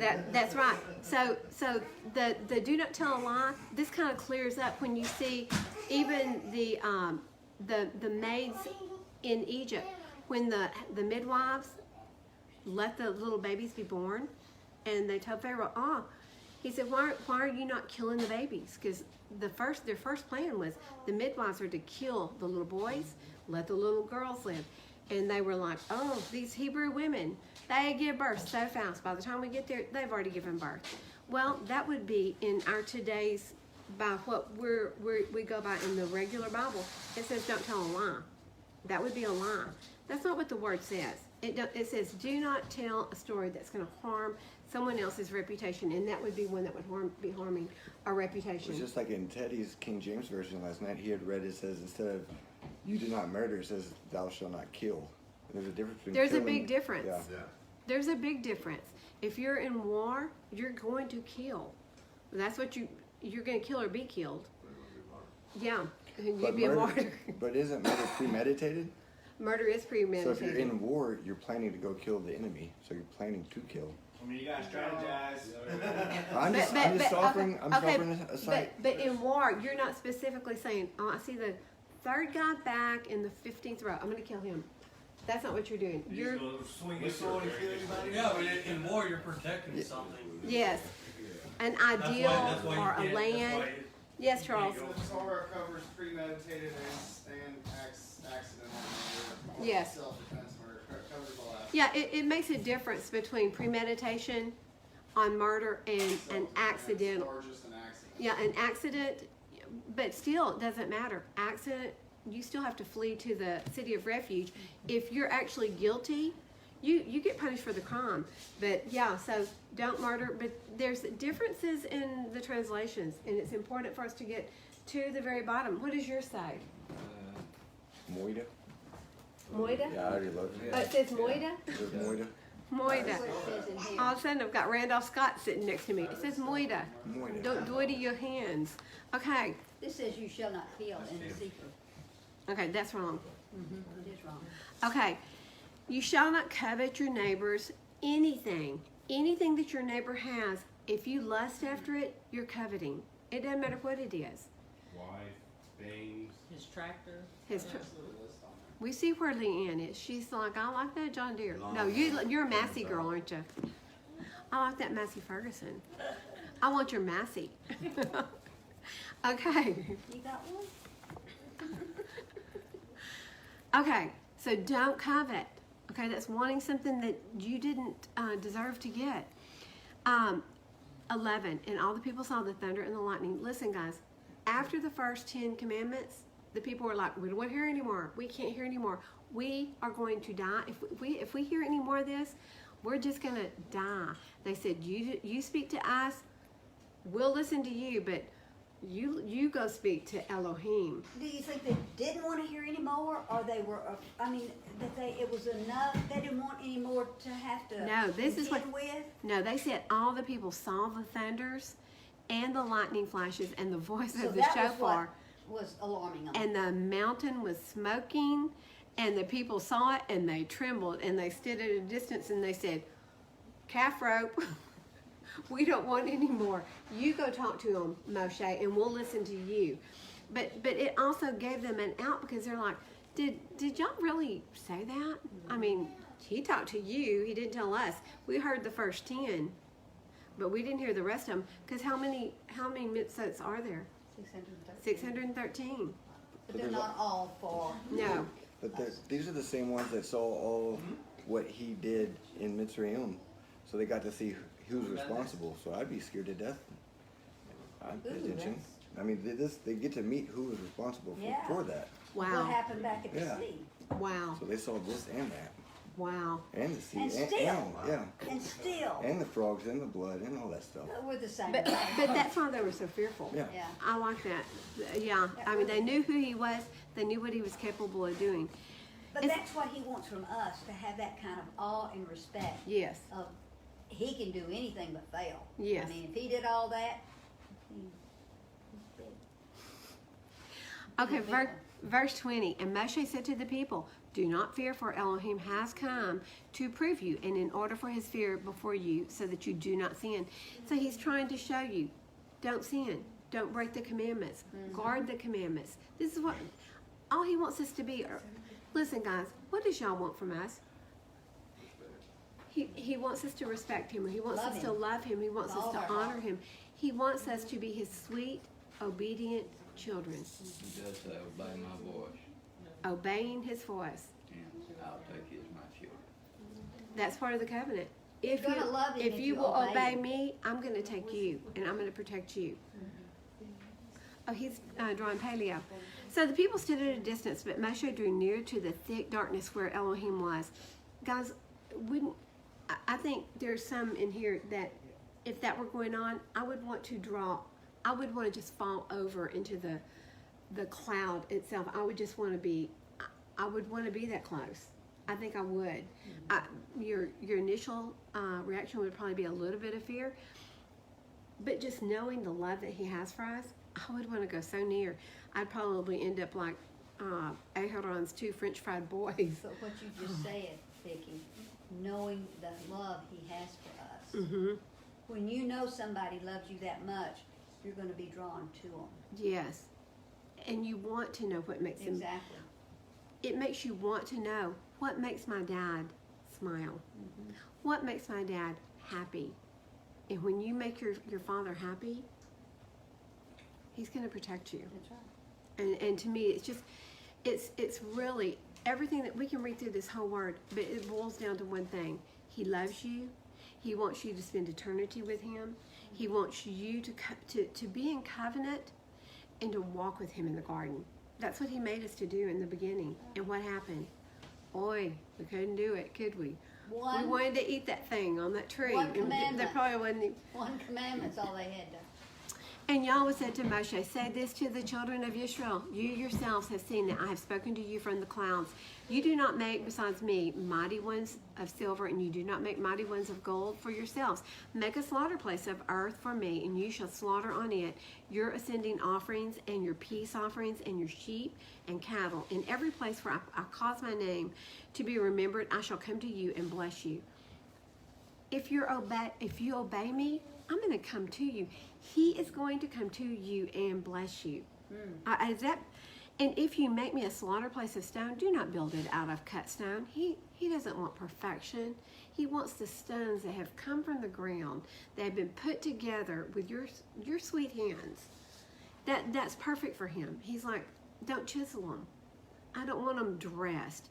He said, if you use your chisel on it, you have profaned it. You've changed what nature has given you, the beauty of what you're pulling from the ground. Nor do you go up by the steps to my slaughter place, lest your nakedness be exposed. So the men wore dresses. What can I say? Profane. Profane. Okay, His name. and so these were the right rulings. What's going to happen is next week we'll see that Moshe goes up on Sinai. He's going to spend 40 days and 40 nights with him, and he's going to receive the rest of the commandments. And so right now, Tim, I'm going to turn it over to you for Isaiah. Okay. Are you ready? No. Are you leaving? No, I'm going You look like you're about to run away. to. Yeah, bye guys. Have fun. I'm out of here. No. Later. Later, Gator. Isaiah what? Isaiah 6:1 through 7:6. I saw it.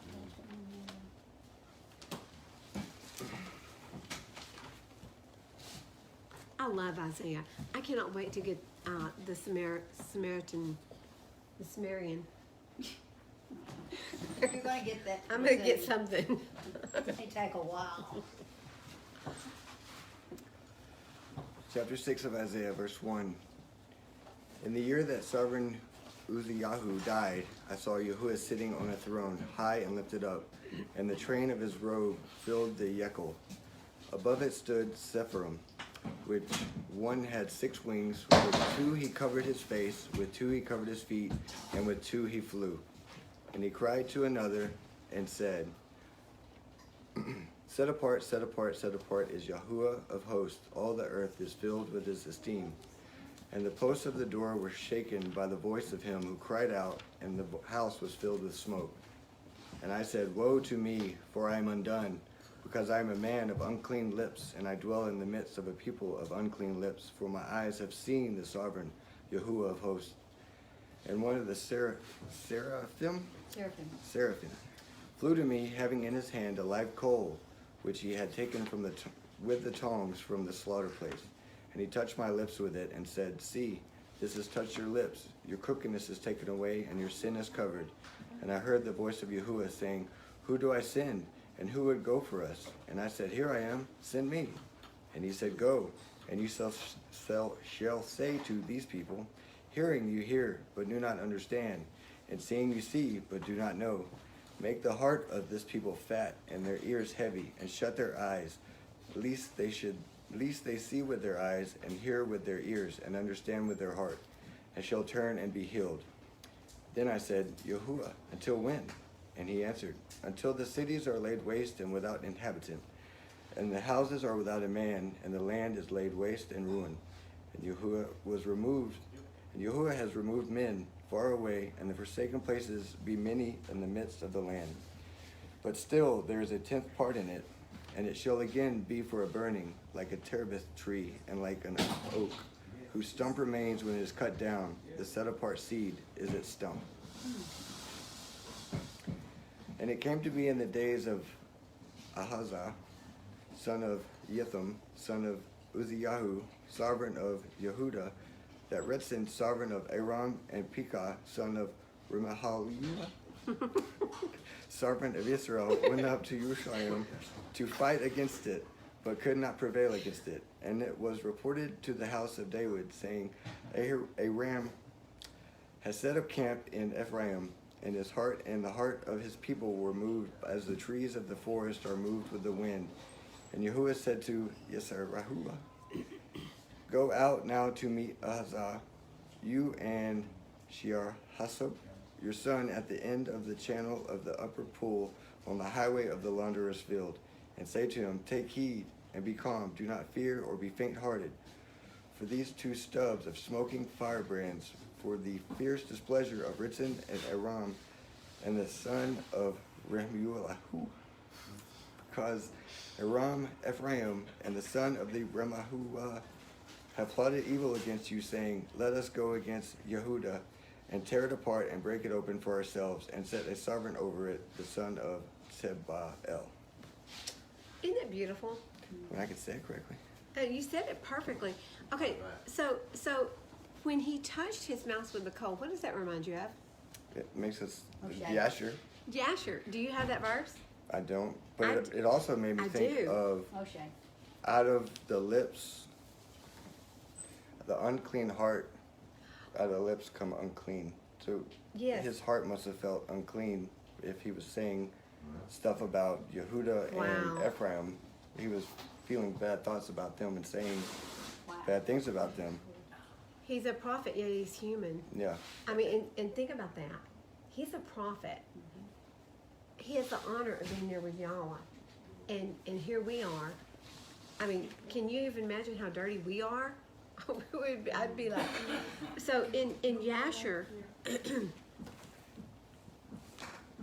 in Yasher, so I'm wondering if this was something that was done to Moshe to purge and cleanse his lips. That's what I was thinking about when that happened to him. Yeah, in Yasher 70, verse 29, it says, and they placed the boy before them, and the lad endeavored to stretch out his hand to the onyx stone.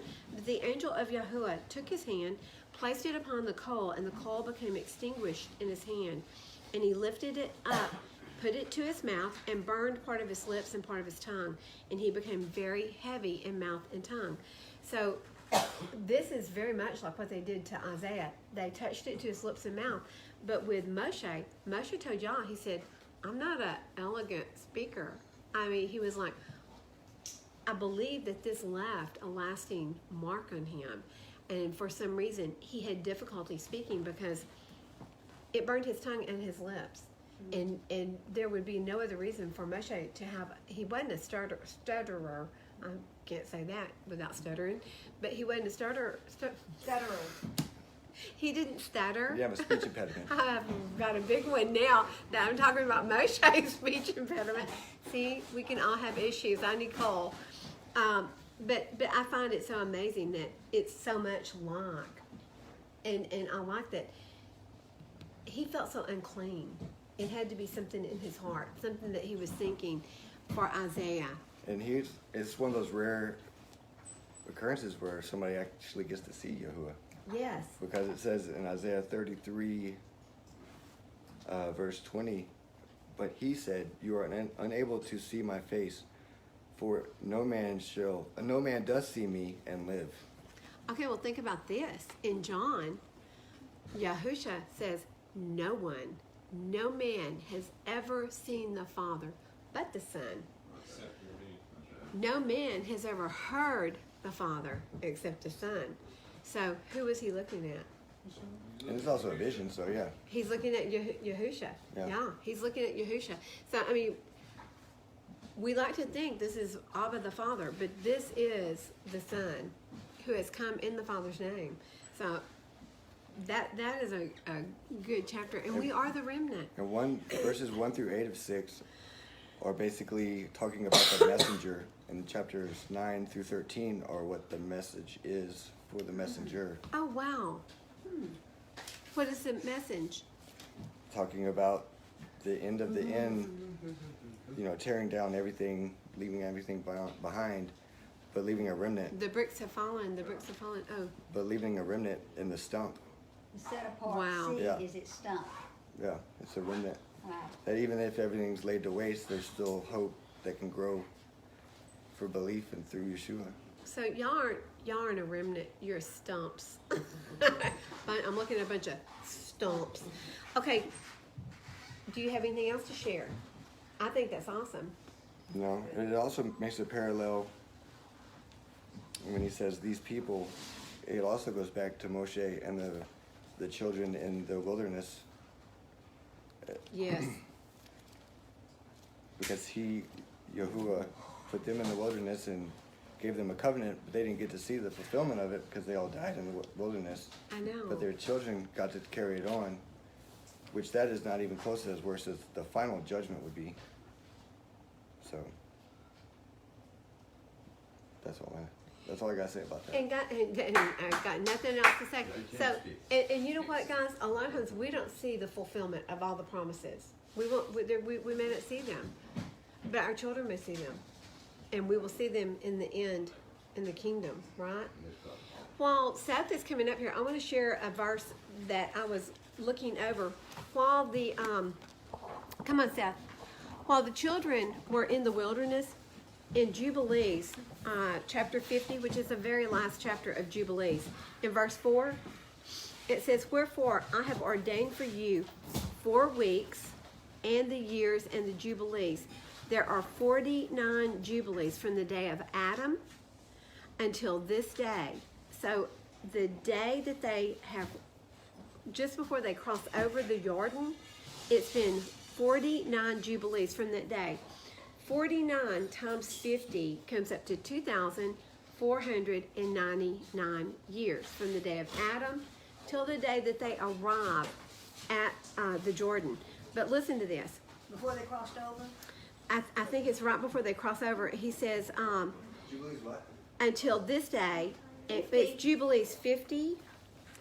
He says, so it's 49 Jubilees from the day of Adam until this day, and 1 week and 2 years. So it's literally 49 times 50 plus a week would be 7. So speaking in Jubilee term, 1 week would equal 7, which equals 7 years, plus 2 years equals 9 years. So 50 times 49 plus the 7 plus 9. So how much is that? He's So like, how you much a is calculator. Wait, where are you? So what's the total? It's you would ask that, wouldn't you? Yeah? Well, you were leading up to it, you gotta tell us.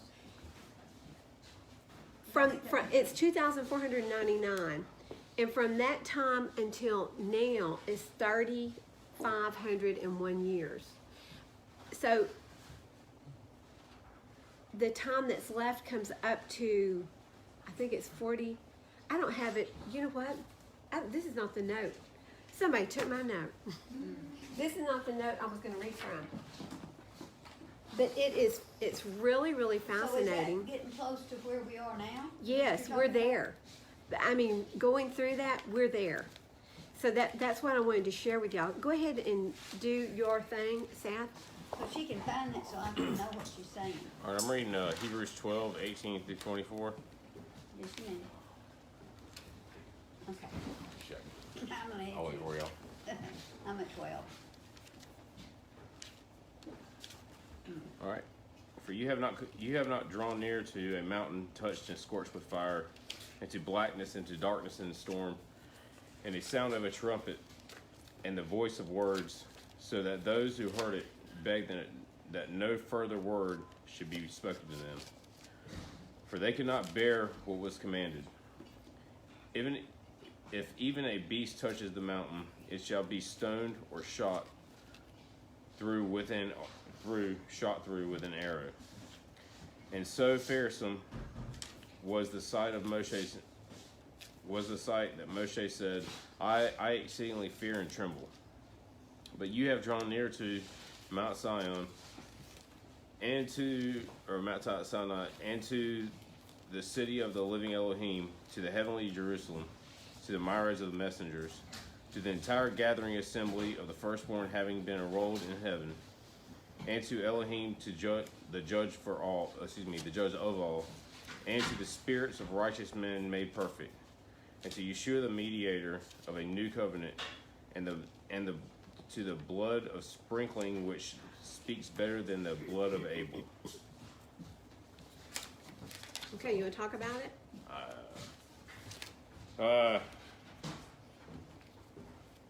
We're gonna look at a lot of things. Speaking of the old and the new covenant, but a lot of people get that mistaken when they say the old covenant is done away with. Where's the new covenant? The new covenant is with Yeshua. Okay, where is it? It's Jeremiah. in our hearts. Okay, it's in Jeremiah 31:31 is where the new covenant is. And the new covenant is not with No. the church. Who is the new covenant with? The Children of Israel. And the house, thank you, Charles, and the house of Judah. So let's look at Jeremiah 31:31. That's what I was referring to when I was saying that it's going to be in our hearts, His law. 'Cause that's Yes. the new covenant. It's not going to be on stone anymore. It's going to be in our hearts. It will be he will print it on our hearts. So in 31:31 it says, "See, the days are coming, declares Yahweh, when I shall make a renewed, not a new, it's renewed, because there was nothing wrong with the old one. We didn't keep the old one, guys. Seth broke the old one. No, I'm kidding. When I shall make a renewed covenant with the house of Israel and with the house of Judah." God still have the two houses here. "Not like the covenant I made with their fathers in the day when I strengthened their hand to bring them out of the land of Mitzrayim, my covenant which they broke." We broke it, guys. All of us, we broke it. "Though I was a husband to them, declares Yahuwah. For this is the covenant I shall make with the house of Israel after those days, declares Yahweh. I shall put my Torah in their inward parts," and this is what Jerome is saying, "and I shall write it on their hearts, and I shall be their Elohim, and they shall be my people." When is this going to be? I think After it's now, tribulation. but it's going to be in the. It's not now. This has not happened, because listen, Well, it's in my heart. I know, listen to me. Let me finish. "And no longer shall they teach each other his neighbor and each one his brother, saying, Know Yahuwah, for they shall all know me." We don't all know him. "From the least of them to the greatest of them, declares Yahweh, for I shall forgive their crookedness and remember their sin no more." We're not there yet, guys. "Thus said Yahweh, who gives the sun for light by day and the laws of the moon and the stars for a light by night, who stirs up the sea and its waves roar. Yahweh of hosts is his name.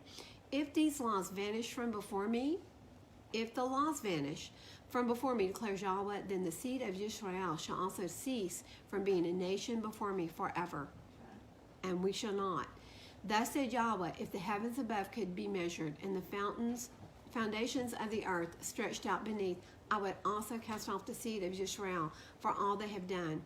We've not done good, guys. The house of Israel and the house of Yehuda. It says, "See, the days are coming, declares Yahweh, that the city shall be built for Yahweh from the tower of Hananel to the corner gate." There's no replacement theology here. The church is not going to replace Israel. The two houses of Israel will come back together. And listen, if you're going to get into the kingdom of heaven, you're going to have to be one of the tribes, because all of the gates are the tribes' names. Which tribe do you want to be associated with? There's going to be another Exodus. You're going to all be part of it. Which tribe are you going to travel with? Because you're going to camp around the tabernacle. You're going to have to be with a tribe. So which tribe do you want to camp with? And which gate do you want to enter by? And that's important. I think it's going to be the personalities, our characteristics, maybe that tribe has that we identify with. Maybe, I don't know. But everything is physical and spiritual. I mean, everything. And it was with them, with the Israelites, boom, boom, boom. Got to do this, this, this. It was all physical. And with us now, the Spirit is the one that quickens us. Yes. And that's the important thing. It's got to be His Spirit, because it says His Spirit will lead us and guide us into all truths. Which That's is the only way we're Yeshua. going to know the Torah that we're going to want to live by. We got to be born again of His Spirit. Yep. I mean, All right. the Spirit was then, but it's now. Seth is out. Where you going, Seth? I'm out. Okay, I'm going to finish this real quick. Sit here with me, Okay. Seth. You Yes, ain't ma'am. going nowhere. You aren't going anywhere. Okay, so listen. Okay, There are 49 jubilees from the days of Adam until this day. To what day? So,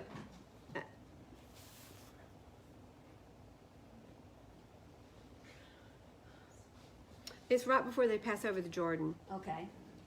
Okay. Okay, so it's right before they pass over the Jordan. Okay. So 49 times 50 is 2,450. Then you've got 1 week plus 2 years is 9. So 2459 is what you end up with there.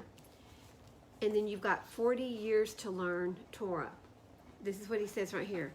And there are yet 40 years to come for learning the commandments of Yahweh until they pass over into the land of Canaan. So this is after they've come out of Egypt. So at this point, it's 2459 is a year. Plus 40 would bring us to 2499. 2499 divided by I'll be your calculator.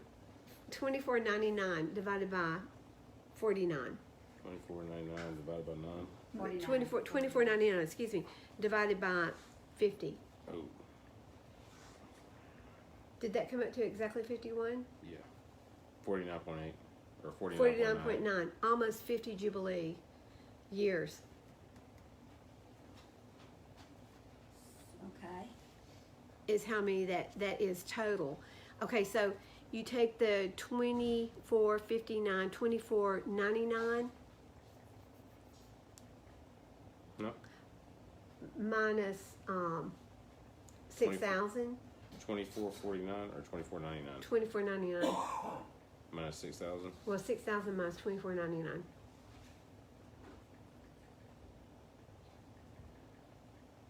$3,501. Okay, so since the time that they got ready to come out, as soon as they came out of Egypt, excuse me, we had 3,500 years. Take 2,000 off of that. It's gonna be 1501.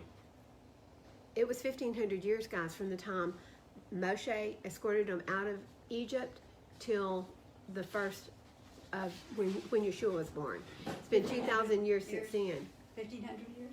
It was 1,500 years. Okay. From Moshe to Yahusha, and it's been 2,000 since then.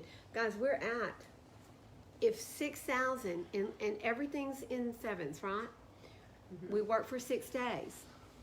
We've worked on this earth for 6,000 years. Right. The 7,000th year is the millennial kingdom year. We're there.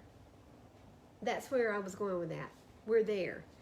Using these verses at 2459 So minus we're at 6,000. 5,000 something? 5,000. We're a year over 6,000. Huh? We're a year over 6,000. Really? Yes. We are right there. When I say that we're in that time, okay, so then you add 33 years for Yahusha's birthday or his age at Yeah. time of death. So are we right there? We haven't We don't know. seen Yisrael has not they have not looked on him, and they have not repented and said they were sorry for killing their Messiah. That has not happened yet, though it is beginning to happen. They're starting to realize. Many of the rabbis are Uh-huh. saying, hey, you know what? That Yahusha, I believe he was the Messiah. I've heard I believe several that, of them say that. yes. So that is beginning to happen. But we are within a generation. We're in a generation of the end times, because I believe it could be anywhere from 10 to 50 or 60 years. See what I'm saying? Mm-hmm. But that's where I was going with all these calculations. So if we've got 6,000 years till the millennial starts, then you take the 2459 off of it, and it leaves you with that 3,501. Is that right? So Yep. that's, 3,501 years. and that's what? I know the 3,501, is that from the time of Moshe to Yeshua? Is You that what take you're saying? 2,000 off that, and that's from the 1,500 is from. What you're saying is 1,500 From Moshe to till Yeshua. Yahusha, it was 1,500 years, and we're 2,000 Yeah. years past. Okay, So you come up with 6,001 years. yeah, okay. So what I'm saying is, guys, It's close. we are very close. The things that we're seeing right now are end time things. These are end time events. Are we right upon it? We don't know the hour. We don't know the day. We don't know the time. It could be 60 years out, but it doesn't matter. We need to be prepared, and the bride has to prepare herself. Yah does not prepare you. Never know when your last day is going to be. You don't know when your last day is. I could walk outside and that porch could follow me. I'm just saying, we don't know what Yah's timing is for us. But he already has a preset time when we're going to leave this planet. He already knows when we're going home. But we do not know that. We do not know that. And we do not know when the last day is. We don't know that. We don't know when the tribulation's starting. What feels like tribulation to I us think right it now, started. what feels like tribulation to us right now, if you were in Armenia when they were starting to behead people, I'm going to tell you something. That makes this look like a walk in the park. I'm just saying. We're fluffy. We're spoiled. Soft. We're soft. So what is tribulation in Armenia would be to us really bad. Because, I mean, we think we're in tribulation right now because we've got a rogue government up there lying, cheating, stealing, and signing executive orders like they're hall passes. Yeah, but I was watching a movie last night, and I was telling Grant, I was like, man, you don't see that, like, JFK got assassinated, and right after that, his brother got assassinated. You don't see that anymore.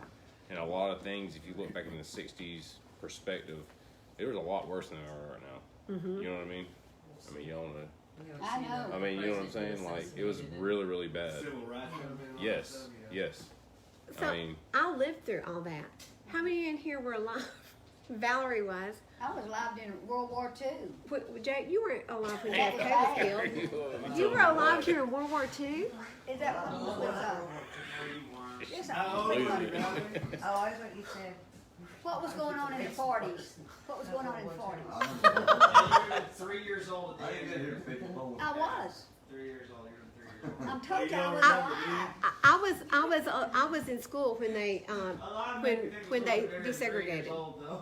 No, but I remember. I was in second or I know third. exactly where I was. I was in second or third, and When so what happened? when there was desegregation, Oh, yeah. and so now we're looking at segregation. They're wanting to segregate back out. How did you take it when that desegregation happened? I was raised by a black woman who, I mean, she fed us 3 meals a day. She basically raised us up. So during desegregation, it didn't bother me a bit. I didn't think anything about There it. were a lot of people that were offended and mad about it. The older people, but us younger kids, listen, I've even seen this with my grandkids. They don't see color. Kids do not see color. It's the older people are the ones who see color. Taint their mind. That we do. The older people taint their minds and they, oh, you don't want to do that, or you don't. Guys, listen, we're their worst enemy because kids get along and they have a great time. I played with my maid's nieces and nephews, and I mean, my mother gave her half of what she made. They split it. So it was like her partner. You take half, I'll take half. Mom would get a raise, Felicia got a raise. But yeah, I didn't see color. I didn't see color. I think like a lot of that has to do with like hate and all that stuff. When you have anger or hate or whatever, and you want to blame something that you can't. You know what I mean? You can't blame somebody. I imagine when that happened, say bad things. Everybody was spitting on all the African Americans coming into school because like everything was mean and. No, that didn't happen in Mahia, Texas. Did it happen in Hubbard? Oh, I wasn't raised in Hubbard. I was raised in New Jersey. I knew you sounded. I knew she had a twang. New Jersey, girl, get out of here. Get out of here. That's better than New York. But I don't play New Jersey anymore. you were saying something earlier, and I was like, she sounds like a New Jersey girl. Okay, so guys, we have had.